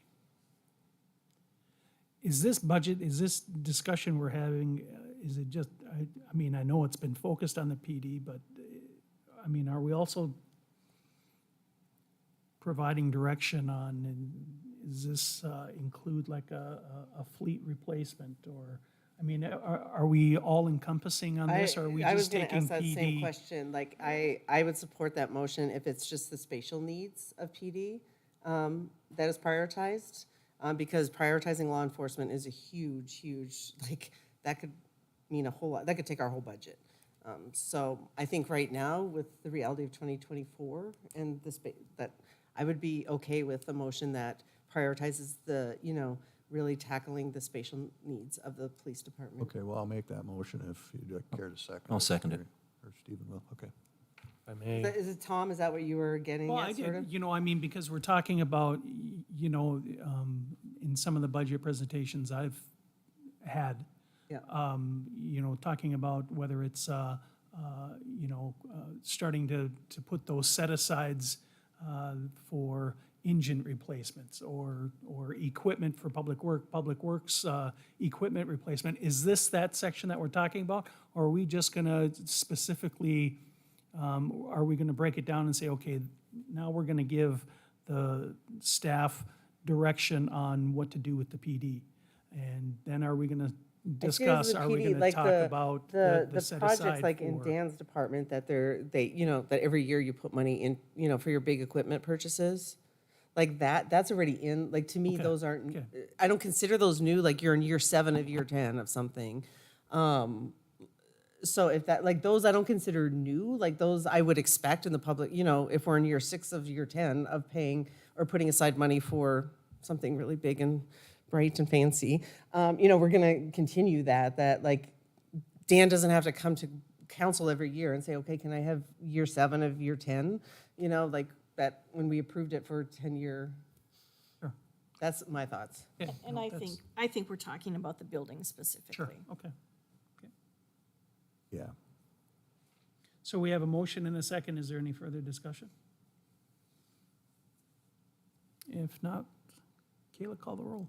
Janser, Yes. Olson, Yes. Padragula, Ross, Yes. Burlingame, Yes. Evans. Yes. Now let's move on to investment in the infrastructure. So to me, this is a high priority, but it is so huge, right? I don't even know how we start to, there's just so, every time Lance gives us a presentation, I just get more depressed, right? Because it's you know what I mean? And, I've lived on the East Coast where where Baltimore would have complete streets disappear into a sinkhole because there was no investment in infrastructure. And so it's not a sexy way to spend money, and people don't necessarily get to see, those new pipes that aren't cast iron. But I don't know, I feel like we just keep on, it's important, we need to do this, we need to do this, and yet we're not figuring it out. Like we throw engineering, a few more million a year, and, Lance is making a little tiny bit of headway, but we're never gonna catch up. And I don't know, I don't know, I feel stuck on this one. And I know a lot of communities do. It's not just us, because there's, the age of a city, it's older, right?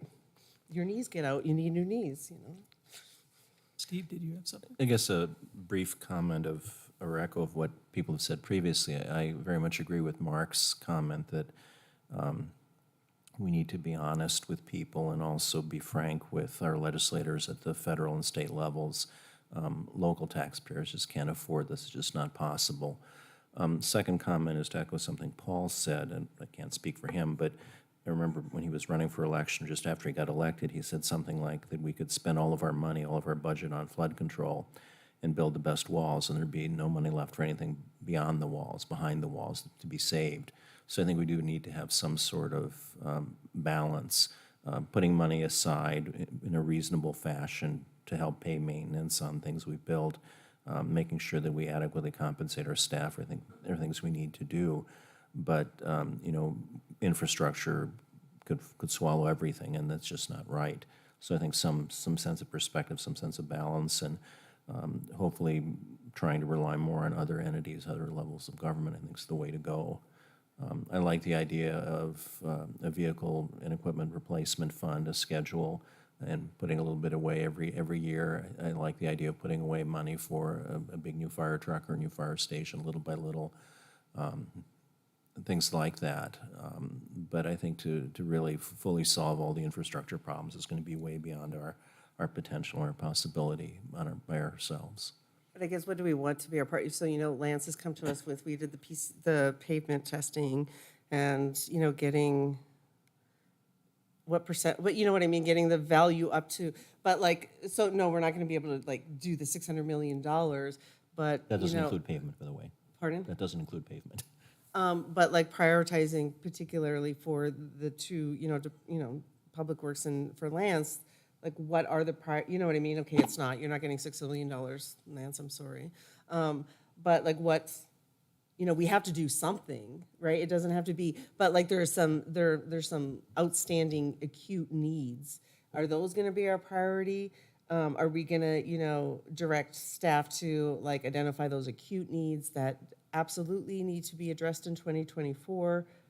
Well, my thought would be that life and property have to come first. Anything that poses a significant threat to people's lives or health or the destruction of their property needs to be recognized and needs to be itemized, and we need to move on that first.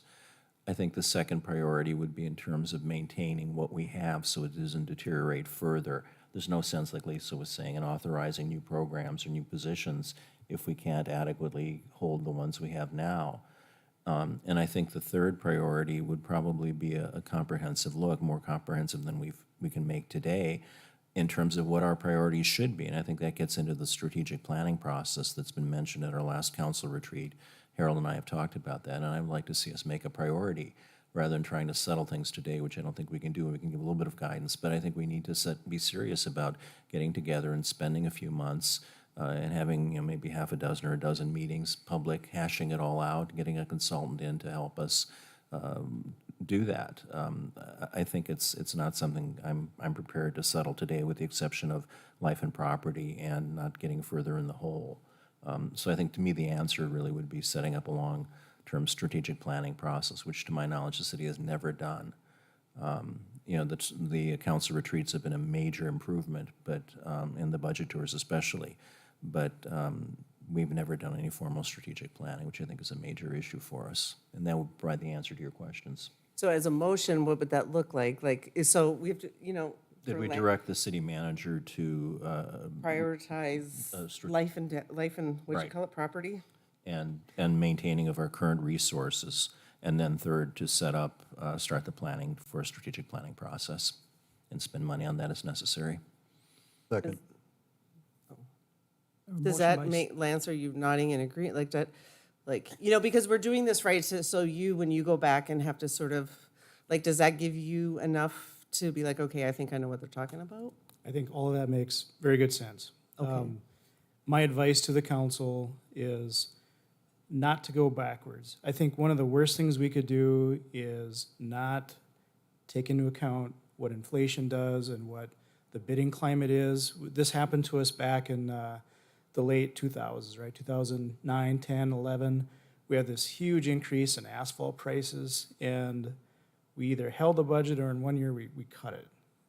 And so that set us so far backwards now, we had to climb out of this giant hole. So I think what council's been doing the last several years is allocating a little bit here and there where we can, and we're trying to get up to where we need to be. Obviously, we all know that we can't do that in one shot, but as long as we're not going backwards, I feel comfortable with that. And the data shows that we are making progress. We are addressing the needs by keeping good roads in good condition, and we're doing safety patching where we have to keep bad roads safe to the driving public, and we're keeping up that way. And I would, sure Dan will get up here and say something similar to that on the utility side. It's just don't go backwards. So we do have a motion by I'll second Steve's motion. Steve. Did we have I think Scott had it. Mark did. I seconded it. Mark seconded? So Everybody. anyways, it's open for discussion. So, Mark? So, Dan, you want to talk first? Go ahead. Mr. Mayor, members of council, just to add to what Lance said, I agree. We need to keep moving forward with it. Jason laid out, I think, some good ideas and good options that we have for starting to look at our cast iron pipe replacement. We know we're not going to do it in 5 years, but we need to look at 20 years maybe to make it more palatable and affordable for everyone. With that, in the CIP that you discussed and talked about, Public Works laid out a lot of projects in there that take advantage of federal funds that are available right now for the lead service line replacement. They have low-interest loans, 2% loans, and there's also some loan forgiveness on the lead line replacement, where they'll pay up to 66% of the cost. We have already submitted applications to the state for that, so we have our name in the queue. And in fact, they said we've been accepted for one of them. So I think you have some, I guess, direction from the staff there on what we think is viable to move forward with now by taking advantage of some of these federal dollars that are available now, but might not be available 4 or 5 years from now. The other thing is, I think you're gonna see that some of the projects that we laid out, they're mandates. We're not gonna have any choice. The lead line replacement is an EPA requirement. You know, we have to have our inventory assessment all done by 2024, and then we have to start additional testing of all of our water throughout the city, and we have to have a plan to replace those lines. And it's, like I said, I think we've laid out a plan for that. It's part of the loans that we had proposed and grant forgiveness that we proposed applying for. So I would hope that you let staff keep moving forward and taking advantage of the federal dollars while we can. And the lead line improvement thing actually is a public health and safety issue. I remember in analytical chemistry doing analyses of lead.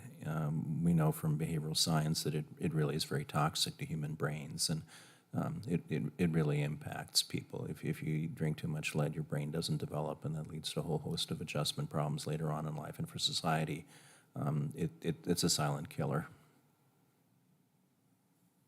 Thank you. Anything else? We have a motion. So basically, the motion's, let's not move backwards, right, Steve? And, you know, do what we can for life and property. Right. Okay. I mean, Michaela has it in better words than that, but. And starting the strategic planning process. Right, which I think Harold is already on top of, so. Please call the roll. Padragula, Yes. Ross, Yes. Burlingame, Yes. Evans, Yes. Janser, Yes. Olson. Yes. Were there any other directions we needed to provide budget-wise? I just had a follow-up question for Harold. Do we need to set aside any money in the budget for the MPO-related stuff? Or would that be like minimal, and I'm putting minimal in quotes, that we could figure it out if what came up in 2024? I think we have time. I don't know that for 2024, we need to put anything in there. I think Okay. eventually we'll probably have, depending on what the policy board decides, but I would anticipate there'd be some membership fee being a part of the MPO to help cover that 20% match for the federal funds. That'll be spread out amongst the different political subdivisions that are participating in the MPO when that's set up. I think we're a little early in the process. I don't know that, one, I don't know that we know what that number is, and two is, I don't know that it'll be that big of a number either, so. Okay, I just wanted to. This is a follow-up. That is going to be part of the mayor's report on Monday. We'll have that discussion as a follow-up to last night's meeting for the appointments. I just was wondering if it had to be put in this future projects like bucket. Harold, how are you feeling about, like, do you feel like there's been more clarity? And also, like, for the department heads out there, like, you know, we don't want to, like, have wasted 2 hours and not have done what you wanted and needed from us. No, I don't think you've wasted the 2 hours. I think we've gotten some good direction here.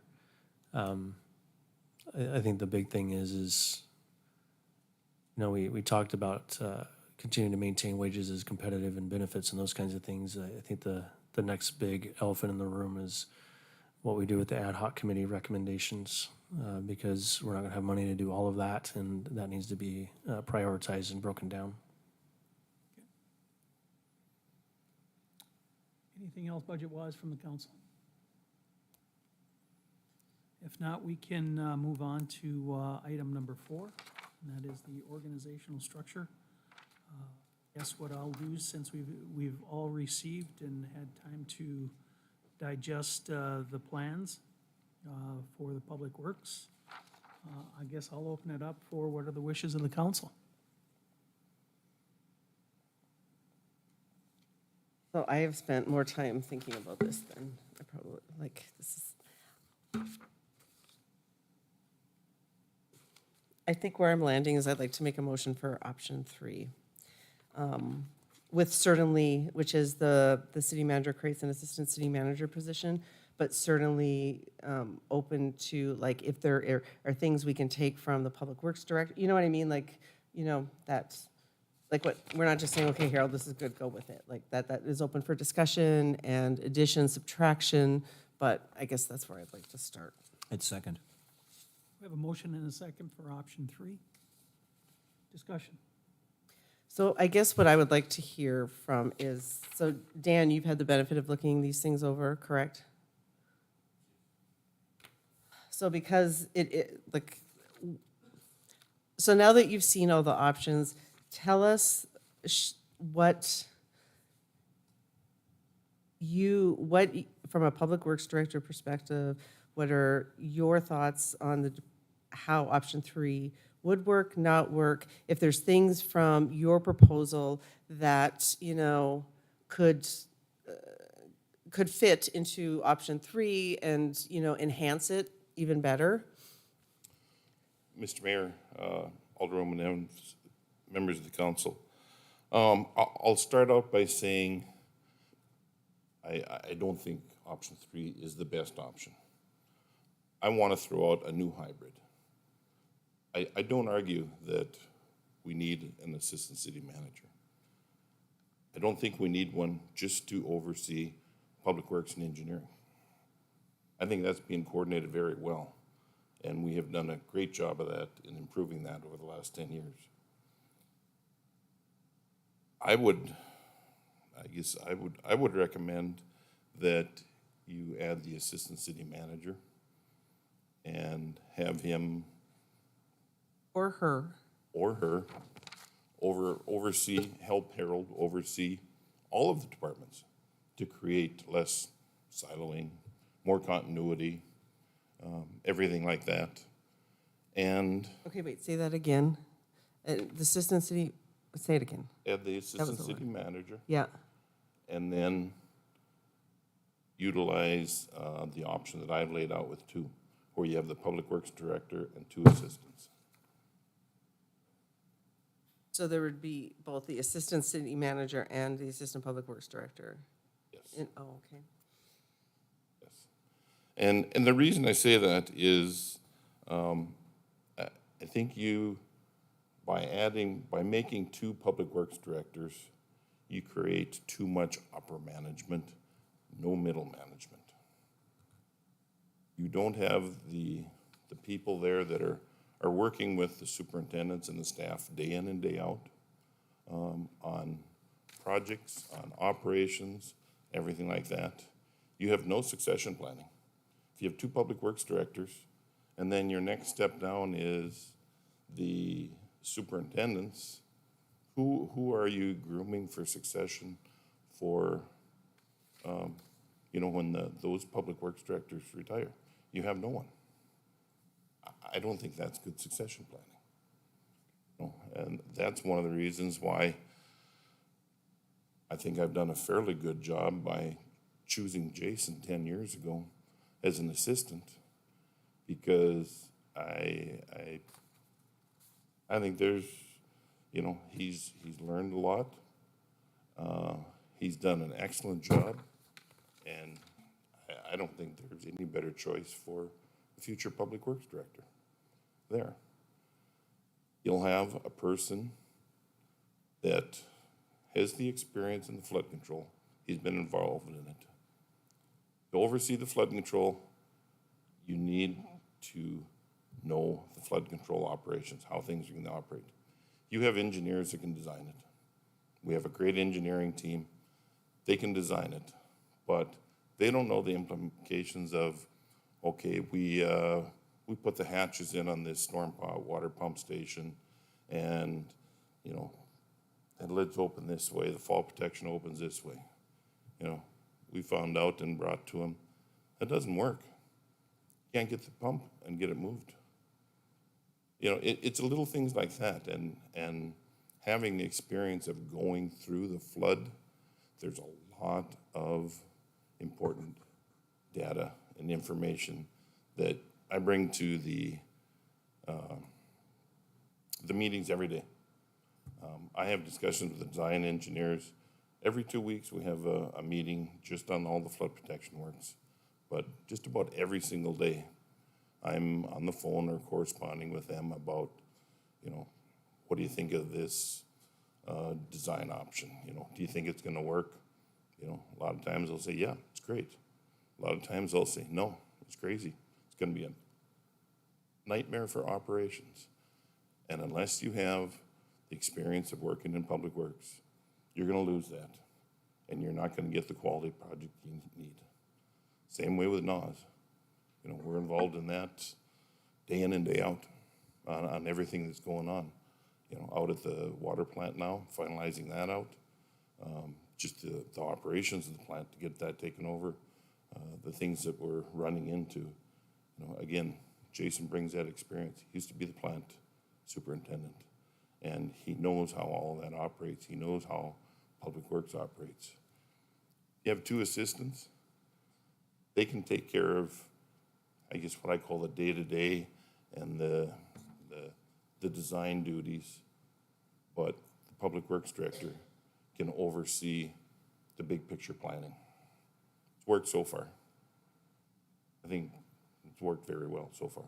I think it continued to. But you also take some of that load off of the new Public Works Director. You have personnel in there, 2 assistants.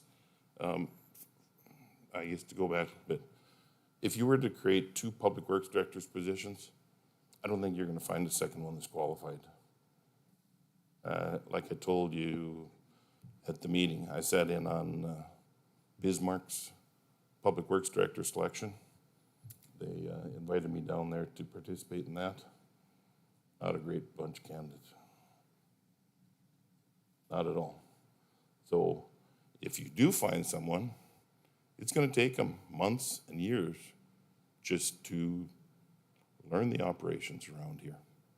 Learn the ins and outs of the NAWS or the flood control. You have 2 assistants. I think we have internal candidates that are up to the task of applying for those assistant positions.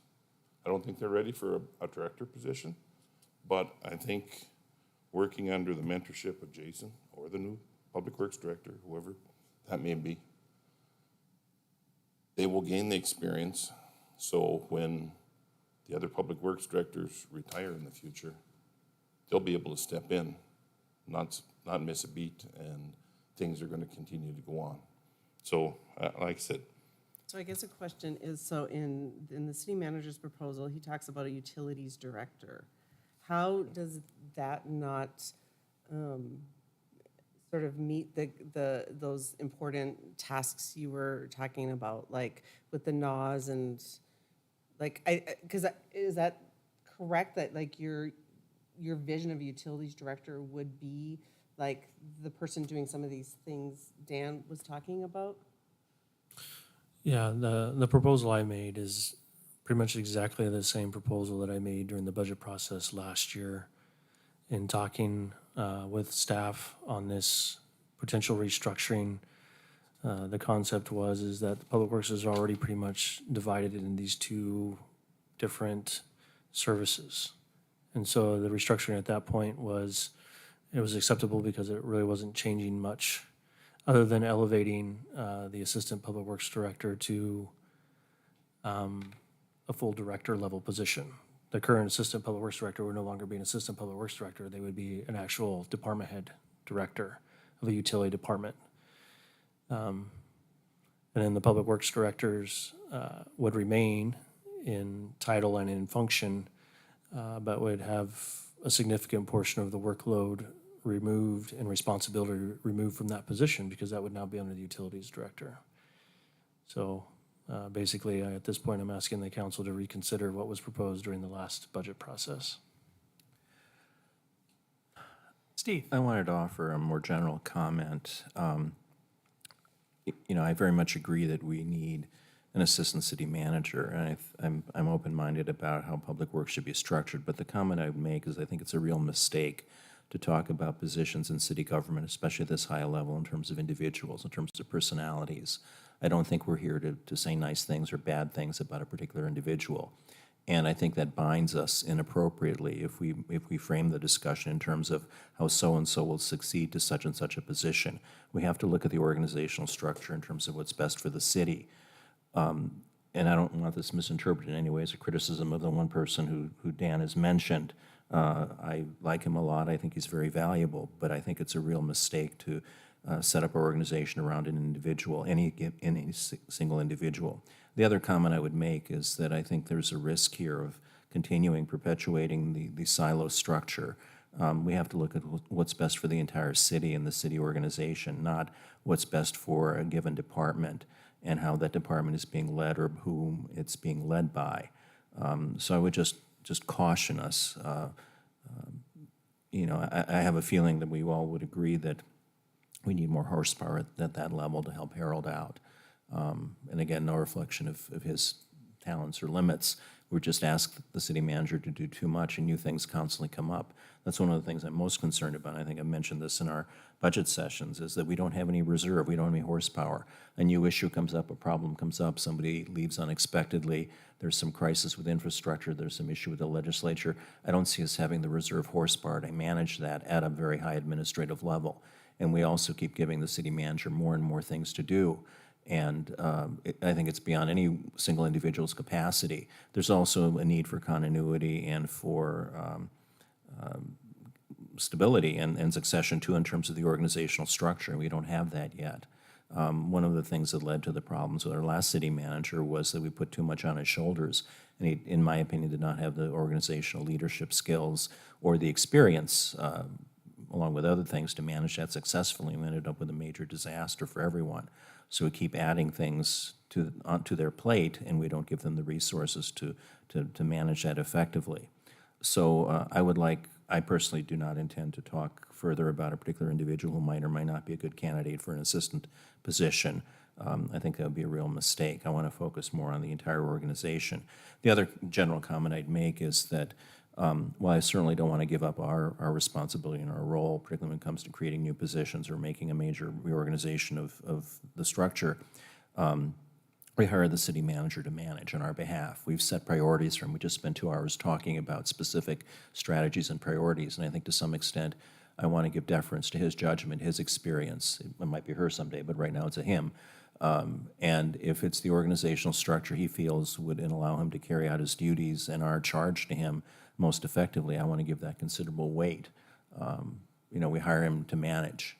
And once we've set the direction, which I think in large part we just did very well for next year's budget, we need to have some trust and confidence in him. And if he feels a particular selection of structures makes the most sense, I would give significant weight to that. We hired him for a job, and we need to make sure he has the tools to do the job. Well, normally I would agree with that. Like, this change is a significant It change is. to how we operate And I as a agree. city. And we need to talk Like, it's about not it. saying, oh, Harold wants to add like Right. somebody else in billing or something. Right, I agree So that's completely. why, like, I'm normally not like, you Right. know, And I understand in that. Harold's, you know, Right. stuff. But this is Well, we should. We have to be talking fundamentally about it. changing Yes. how our city operates. Totally So that's agree. why I thought it had to come to council for a more thoughtful discussion. And I seconded your original motion. That's why we called for this special meeting, Yeah. you and I. Yeah. So Harold, can you walk us through what would we lose by going with your option? I mean, you have a few cons listed, but like, you know, let's dive into that. I don't know that, I mean, I've really tried to take in a lot of consideration of what the organizational needs are, not only for the Public Works Department, but for the organization as a whole. I've also taken into account what the financial capacity is of the organization to make this type of change. Again, last year, you know, Dan and Dave and I met and we discussed this at length. And to be honest with you, I took into account and changed what my recommendation was for the potential restructuring of this based off of their feedback. Again, I think Dan has made it very clear, if you look at this from a public works perspective, obviously they have a different opinion. But when I look at it as a whole from the organization, I respectfully disagree that I do think that these departments need some direct executive management level focus, priority, and interaction. And it isn't so much as me saying that the Public Works Department is bad or poorly managed. What I'm trying to do is raise the organization from a good organization to a better organization to the best organization. That's my focus. And I take all that into account in my recommendations. Functionally, under my recommendation, the Public Works Department gets split into two separate departments. It's a huge department. At the request of Alderman Padragula, I ran some numbers as far as from a financial perspective and from an employee number perspective, and it is the most impactful, largest financial commitment and representation within our organization, and is one of the biggest employee responsibility organizations as well. $61 million and 166 people, if I added correctly, based on what you told me. Which is a little over 40% financially and a little, Like what is that? The 166 people, what do you mean? 166 out of 450 employees, FTEs. fall Oh, underneath, are Public in, Works, yes. oh, okay, fall underneath the direct responsibility of the Public Works Director, okay. which is a little over 40% financially of the entire city's budget, and is a little over 30% from an employee standpoint of the organization. So I think that that needs some better engagement from an executive management level. And I believe this is the first phase. I know if this is approved, one of the things I would task the assistant city manager when they come in is to do a comprehensive dive and look into these departments and whether or not there's any additional efficiencies that can be gained, restructuring that can be done to help us operate in a more efficient, effective manner. I also think it's going to add an additional level of public engagement for the public. And I think it'll create efficiencies between the utility department, the public works department, and the engineering department with regards to differences of opinion and priorities, that there's someone there with a bigger picture training and management skill to help prioritize those issues and facilitate those types of decisions and conversations. So my personal opinion is I don't think you're losing anything. I do agree with Dan with regards to that we need to plan for succession planning, and I think that's also doable through the structure that I've recommended and provided. So I still stand behind my recommendation. I would like to follow up on Carrie's request for an analysis of the cons in particular. I'm generally favorably inclined toward it, but one of my concerns has been how do you manage it if you have an intermediate level between the city manager and a department head? If the department head, for example, doesn't like what the assistant city manager is coordinating, he or she can always go up the ladder. And I'm concerned about that. You don't want to undermine the assistant city manager. On the other hand, I don't know that you can have them be the ultimate opinion. I think it ultimately has to be the city manager guided by us. So how would you deal with that if there's some difference of opinion between, say, the utilities director and the public works director, and one of them is not satisfied with what the assistant city manager is coming up with? Well, at the end of the day, the buck always stops in my office, right? So even with an assistant city manager, I'm not relinquishing any authority or responsibility when it comes to those departments. I still have a responsibility and oversight to make sure that those are running effectively, efficiently, and in accordance with the service expectations that the council has set for the organization. It's just here we're adding someone that has the training and the skills to make sure that we're doing that better than we have in the past. So if there's a disagreement there, and again, by elevating the Assistant Public Works Director into a full director level position, it is also my intent that all of those directors are still part of the executive management team.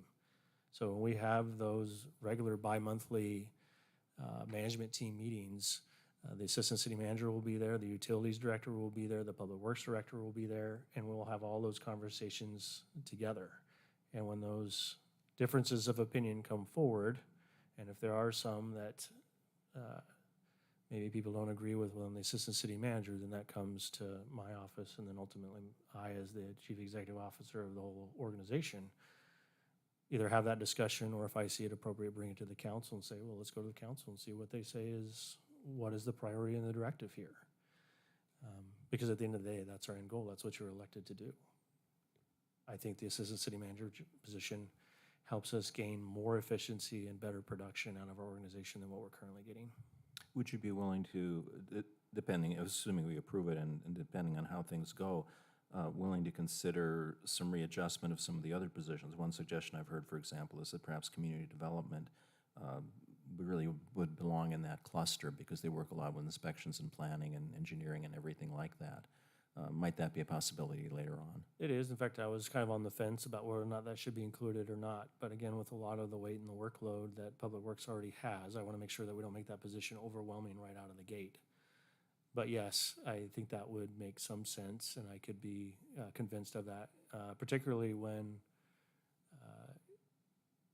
if this position is officed at the Public Works building, the only department left over there that wouldn't be underneath the Assistant City Manager's purview would be the Community Development Department. And there is a lot of coordination that needs to happen between those four departments. So I'm not opposed to that. I figured that later on down the road, if this got approved and we got there and we got to a point that we stabilized out the transition with these three departments and there was more capacity there and more horsepower for the Assistant City Manager to provide more executive leadership within the organization, that community development would be a good possible department to put underneath that.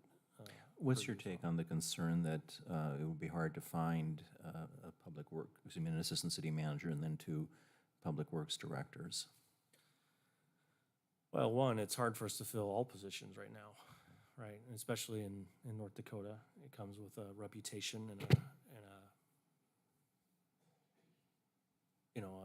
a perception to it, and we're running that problem all the time. I do believe, though, that elevating this position to an Assistant City Manager potentially gives you more recruiting ability for it. There may be a Public Works Director out there that's doing something good that feels like they have no more ceiling to go, and we create an Assistant City Manager that has a focus on Public Works and engineering.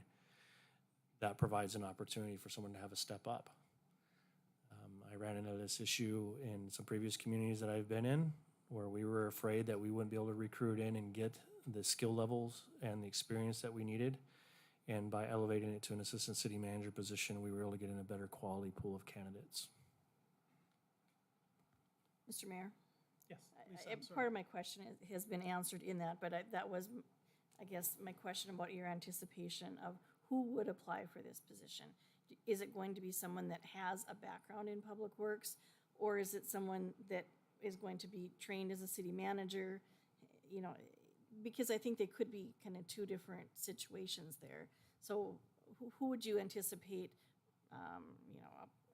having as applicants and making them qualified to take over that position? There's a kind of a plethora of different potential applicants that you could have for this position.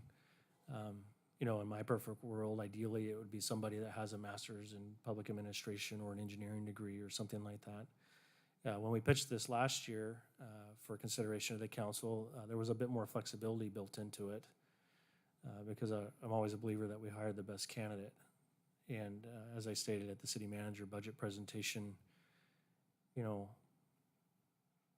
ideally, we're talking about executive level management here, and if you have the right person in place, they should be able to manage just about any department within the city, whether that's Public Works or whatever else. And so if we had a pool of candidates come forward, And let's say that we have a candidate A is strong in public safety and finance and HR. Well, then I could potentially flex to have the rest of the organization underneath my purview and do it and provide that attention and that priority and hire that candidate to do that. But if we have someone that's a former public works director that's looking for that next step up, obviously they're going to be stronger in public works and utilities and those kinds of things. The main reason I kind of pulled back a little bit on that this year is knowing what we talked about in the first 2 hours here, and that is the financial constraints that we're going to have with this budget. And so the easiest way to make this transition fiscally is to pay for it out of the enterprise funds, and I don't think it makes any sense to pay for an assistant city manager out of enterprise funds that has no oversight or responsibility over those services that provide those funds. So ultimately, that's why I went with that. I guess I wouldn't complain if the council directed me to fully fund it out of the general fund and have that flexibility. I just have a hard time believing that we're going to fit all that in financially in this budget. Would we have the ability to change the allocations? Like, let's say, it's coming out of enterprise, like in 2024, and then, in 2025, it's like, oh, you know what, I do want more flexibility for this person to do this. Could you then allocate 25% of the position out of general funds? Potentially we could. In fact, last year's model was kind of that. I think it was 50-50 split between general fund and the enterprise funds. So we could go back to that model. But again, even in that situation, if the enterprise funds are paying a portion of the salary, then whoever's in that position should probably have some oversight over it. Now, that being said, there could be, if I'm the one taking that role and doing that, then you could pay part of my salary out of the enterprise funds. There's ways of maneuvering around that. But again, not all of this was based off of just how to pay for it. A lot of it has to do with, I believe that there are some efficiencies that we can gain through this restructuring process and make the Public Works Department and those other services stronger, better, and more efficient than what they are today. And again, that's not a criticism that I think it's been managed wrong for the last, who knows how many years. I'm trying to go from good to better to best. Mark? Thank you, Mr. Mayor. So I have come to believe that, and I would go back to what Alderman Padregula said, this discussion and this decision needs to be about the organization and the structure for managing it. We have heard about the need for an assistant city manager from the previous city manager. We heard about it last year from Harold and his recommendation. It was cut from the budget, and here we are back with it again. We have a recommendation before us based on his best estimate of something that can work. The future is unknown. We don't know who's going to apply. We don't know how tough it's going to be to find somebody. We don't know whether the current people that we have are going to be around tomorrow or not. None of that is known.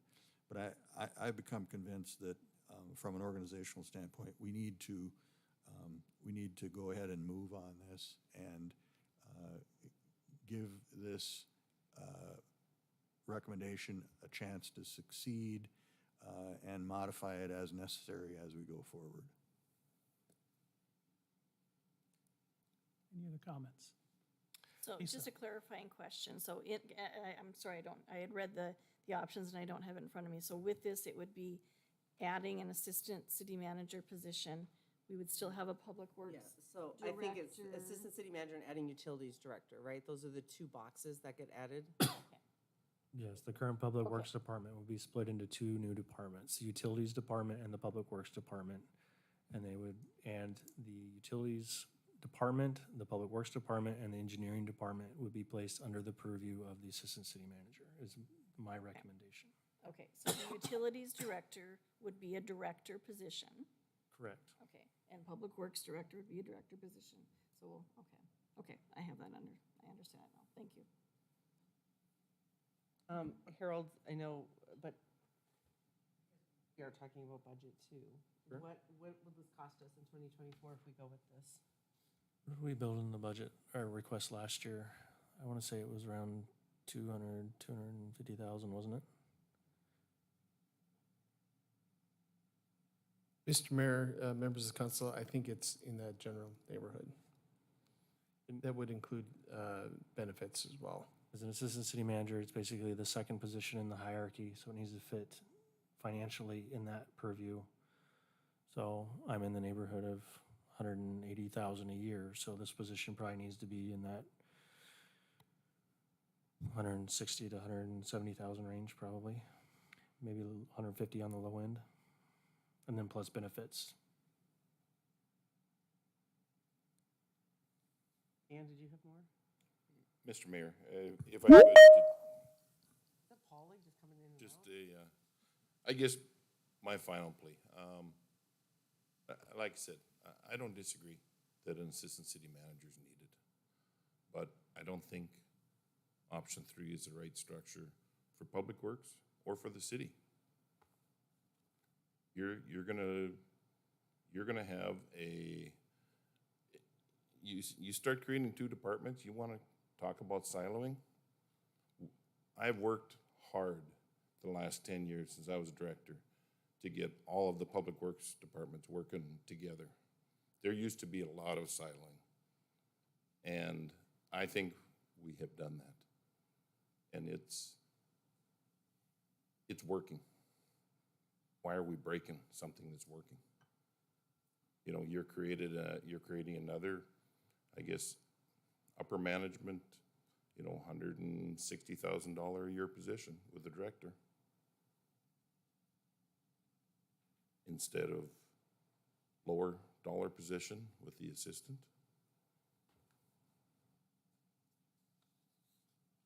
So, I guess I have to respectfully disagree with Harold on this.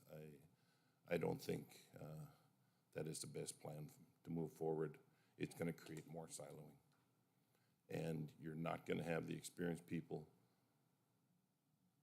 internally that fit one or the other, director or the utility position, because flood control is shown on one side and NOS is shown on the other side. I'm sorry, you need to have background, you need to have some experience in working with that to keep things moving forward, keep the relations that we've created with the state and everybody else, to keep the projects moving forward. Taking all the design out of Public Works and putting in engineering, sorry, I have to disagree. That's a mistake. Used to be that way. And what happened was our projects always got put on the back burner, always got forgot about, didn't get done. That's why we started taking them back into Public Works. We have the staff that work day in and day out with the superintendents, address their needs, get the plans done, look for the funding. I think we've done a tremendous job of getting a lot of State Water Commission funding for all of our water projects, towers, water main projects, everything like that. Those relations are there now. They're not going to be there if you switch it. So, thank you. If I could just ask Harold a question about that. I had difficulty figuring out exactly which employee went where and how much money, but my understanding of it was that NOS would go under utilities. Am I correct or not? Yes, the recommendation in consulting with staff during the last budget process was that NOS would be a utility because you're running a water facility distribution system, so that makes sense underneath utilities. The flood infrastructure would stay underneath the Public Works Director in that capacity. I'm sorry, so I didn't see that. I see streets, cemetery, property maintenance, and shop and transit. I don't see NOS maintenance. Not Water NOS treatment maintenance, distribution. Excuse me, your flood flood control maintenance. maintenance would be underneath the Public Works Director. And would that be a separate department or Yes, division? the proposal, if the council moves forward with the recommendation of dedicating a specific stream an enterprise fund for supporting the maintenance of flood control. That would become its department with staff paid for it, and that would fall under the purview of the Public Works Director. Okay, I'm sorry, it wasn't clear to me. I don't have a question, I just have a comment. So, I've been spending way too much time thinking about this. The thing I think that really moved me to option 3 was actually how important Public Works is to our city, and how many positions it occupies, the part of a budget it occupies, and having then somebody like higher up, right? The assistant city manager is going to be like tasked with like making sure Public Works, they're like, everyone will be at the table, the utilities director and all of that. But that, when you have a department that is currently, taking, what was the numbers? 166 people out of And- 450.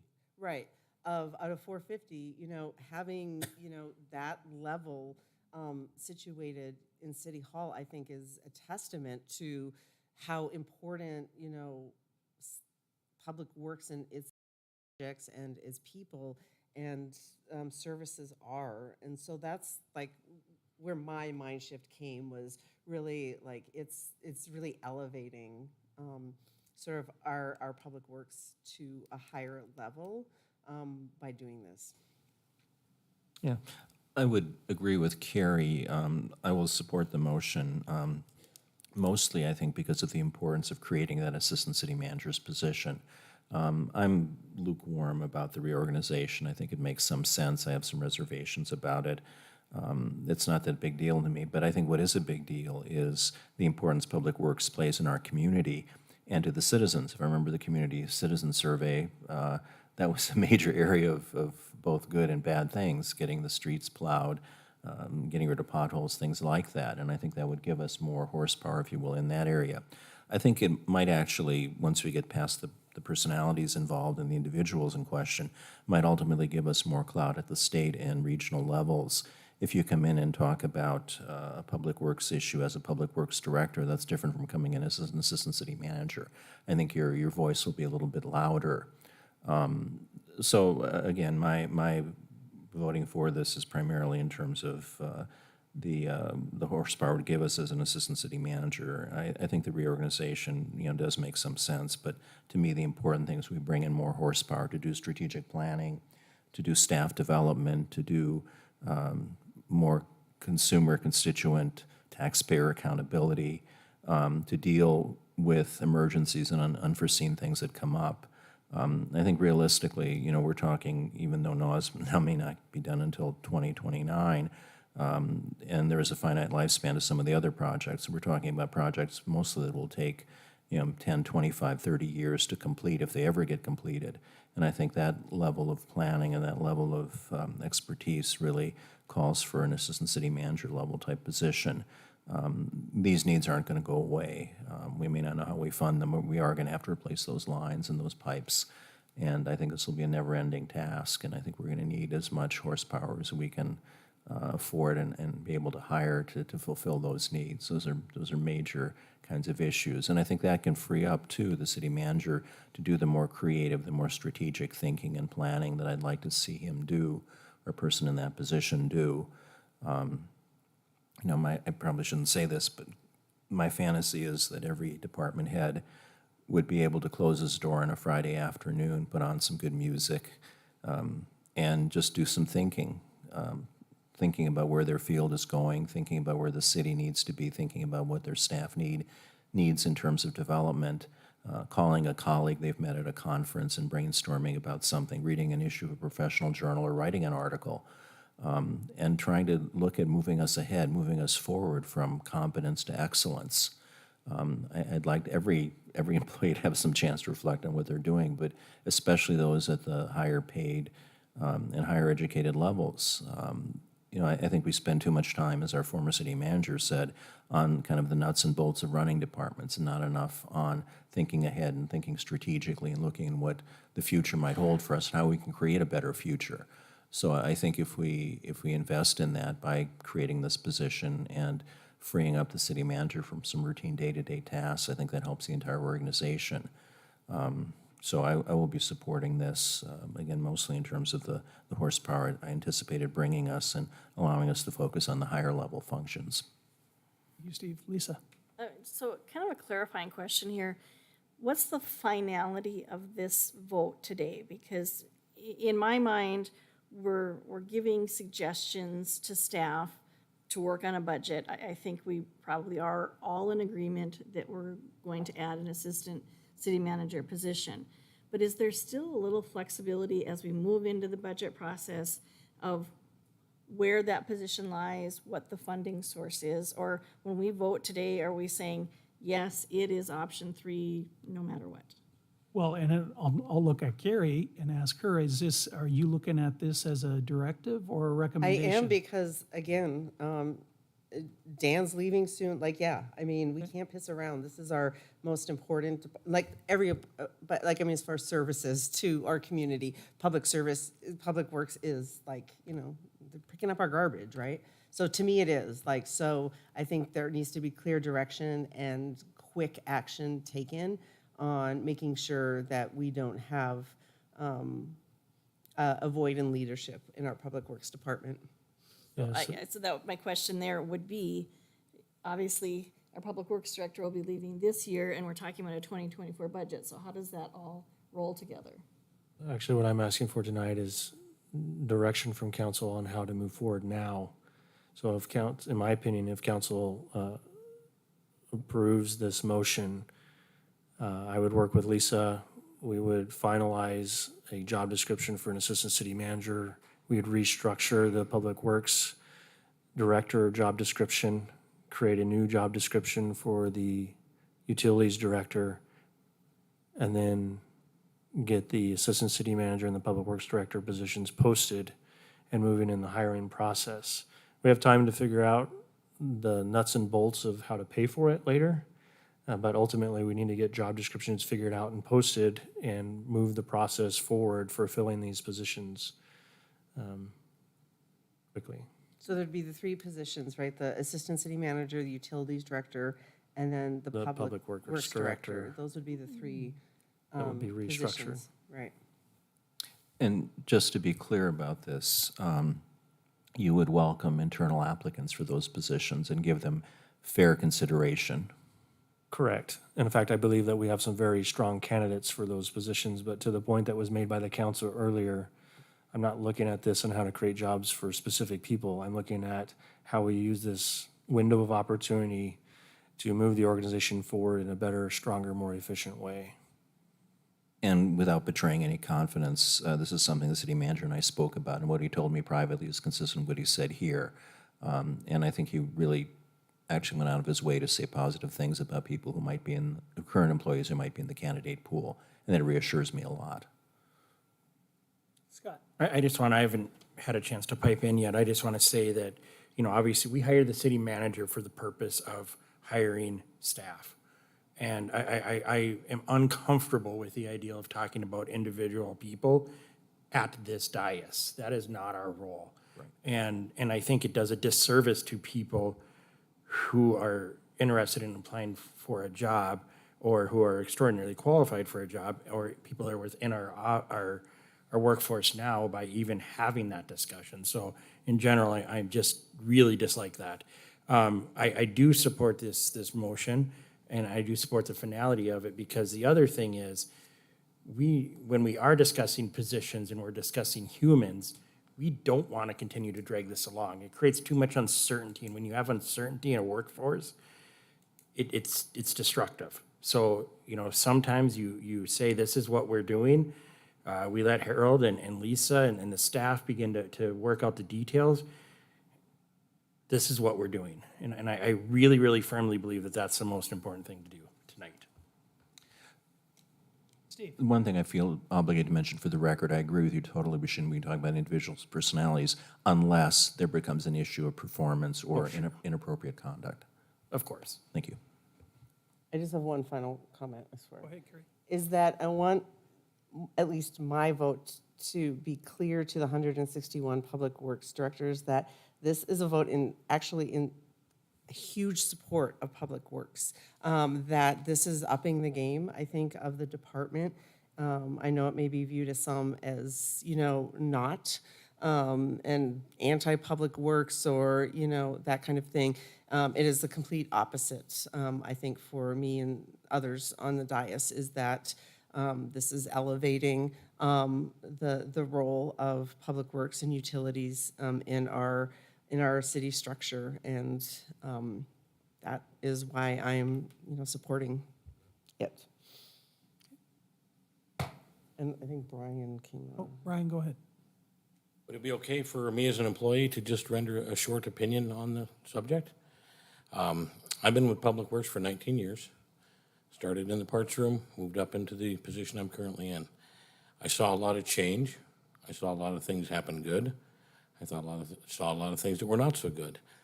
I am completely in support from a middle management employee standpoint of a assistant city manager. I think it's very much needed in our structure here at the city. I also believe that we may be doing some of our public works employees and us at the superintendent level a bit of a disservice by eliminating those assistant public works positions, because to me, that is the next level in our chain of command, so to speak. Right now, if we have a public works director and 2 assistants, they all work together.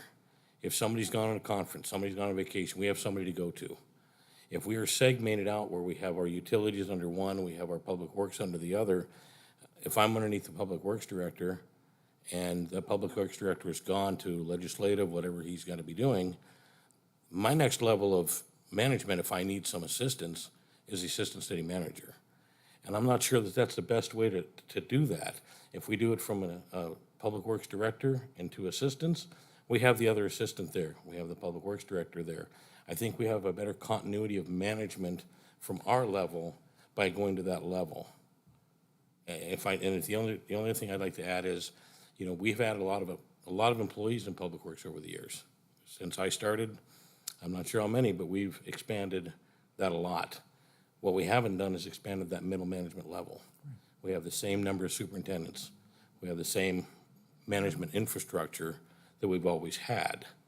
So I think eliminating that middle level of management would really be a difficult thing for those of us that are managing the departments at the day-to-day level. If I could respond, first of all, I want to thank you for having the courage to come up here and give us input. That's really appreciated. I'd like to see more of that.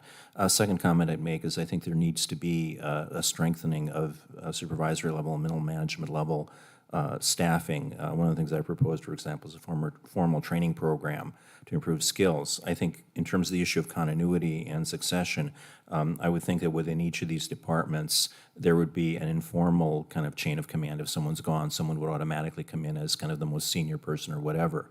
And that would be specified, and people would agree that who's covering. And I wouldn't see any problems with a foreman or a department head immediately going to the assistant city manager. I would see even a closer relationship with them. They should know what you're doing and be able to give you good advice and supervision, even in the absence of one of those utilities or public works director. That is a significant concern, and I would want to see that addressed in terms of the specific people who are put in those positions and their operating procedures. That has to be looked at. You're right, Brian. So I don't read option 3 as eliminating that. I think the organizational chart very much could include an assistant utilities director and One of assistant those could public be, works. yes. I don't see this as saying that isn't going to happen. Again, that would be staffing decisions that are at the department head level and the city manager and assistant city manager level. But Harold, is that your thoughts on that? I'm not saying we're creating all these, but that these boxes can have boxes under them.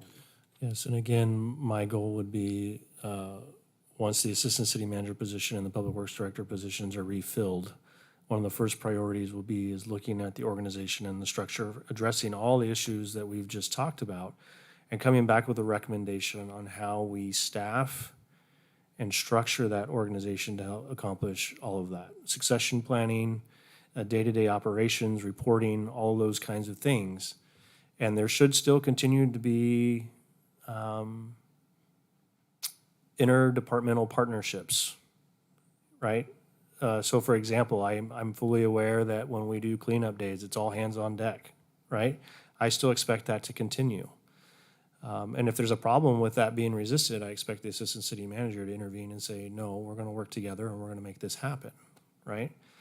And I would anticipate, in a year or two, the assistant city manager coming back with some recommendations of, we need to build some positions in to help better support our management and succession planning, and there may be assistant positions or whatever else that are rebuilt back in. But I think creating the assistant city manager position is the first phase to make sure that we restructure that and do it correctly in the future. Yeah, and I agree, we need that position. I do see that as being very important. I just want to make sure that, you know, we think about some of the issues at the lower level, not always just at the upper management level or even middle management level, that's a lower level. You know, through all of us superintendents and public works, we work very, very well together right now. We're a wonderful cohesive group. I think we complement each other in every way, and I'm just afraid if we start to drop that out under different organizations, I don't want to see us lose that. And that was the comments I would like And to I would make and hope it consider, wouldn't, so. like that, you know, that is nobody's intention is, you know, but it's, you know, being the opportunity, right, to, one, first of all, have your, you know, departments, you know, public works and utilities, right, having this person in City Hall who is now you know, and two, is coming up with some reforms like, you know, middle management opportunity, you know what I mean? Does the structure need to look differently? I don't have the answer for that, and I'm not going to contribute to that discussion. But, you know, those are discussions you and all of the people over there, you know where the gaps are in opportunities, in progression, that kind of thing, to engage in those discussions about, you know, what does it have to look like? You know, not just, you know, but for, you know, if our goal is employee retention and recruitment, we want the departments over there to make the most sense, right? That we don't want to recruit somebody and be like, okay, and you're going to stay at this level for the next 25 years. That there's, you know, a clear, that makes sense for the city and makes sense for our employees, of a structure that provides opportunities for our employees, but also helps, you know, make sense on how we deliver the services we do for the community. Well, thank you for allowing me a few minutes to. No, anytime, you can always, you are welcome at any of our meetings to come. Mark? Mr. Mayor, thank you. I just want to observe that, you know, in my experience, siloing develops when it's allowed to develop, and that typically it starts at an upper level someplace and filters down. On the contrary, when you build a multifunction cross partnership culture, those problems are solved. You have what it sounds like is going on now, and I would expect that that would continue with leadership from the managers involved that we're talking about. Anything else? Any further discussion? If not, please call the roll. Evans? Yes. Janser? Yes. Olson? Yes. I don't know if Pittner's here, but Pittner? Yes. Quadrigula? Yes. Ross? Yes. Burlingame? Yes. Before we adjourn, I just want to commend the council sitting through this meeting today and listening to the discussion, the openness, the transparent. It's probably one of the better meetings that I think we've all participated in, and it really makes me proud to be a part of this council, seeing the work that collectively, as we're doing as a group, to help move the city forward. So really compliments to every single one of us up here on the dais. So thank you for being a part of the council. So with that, I'll entertain a motion to adjourn. So moved. All in favor? Second. Aye. Favor? Aye. We are adjourned. Everybody go downtown tonight. There's all kinds of stuff going on and it's raining out, so.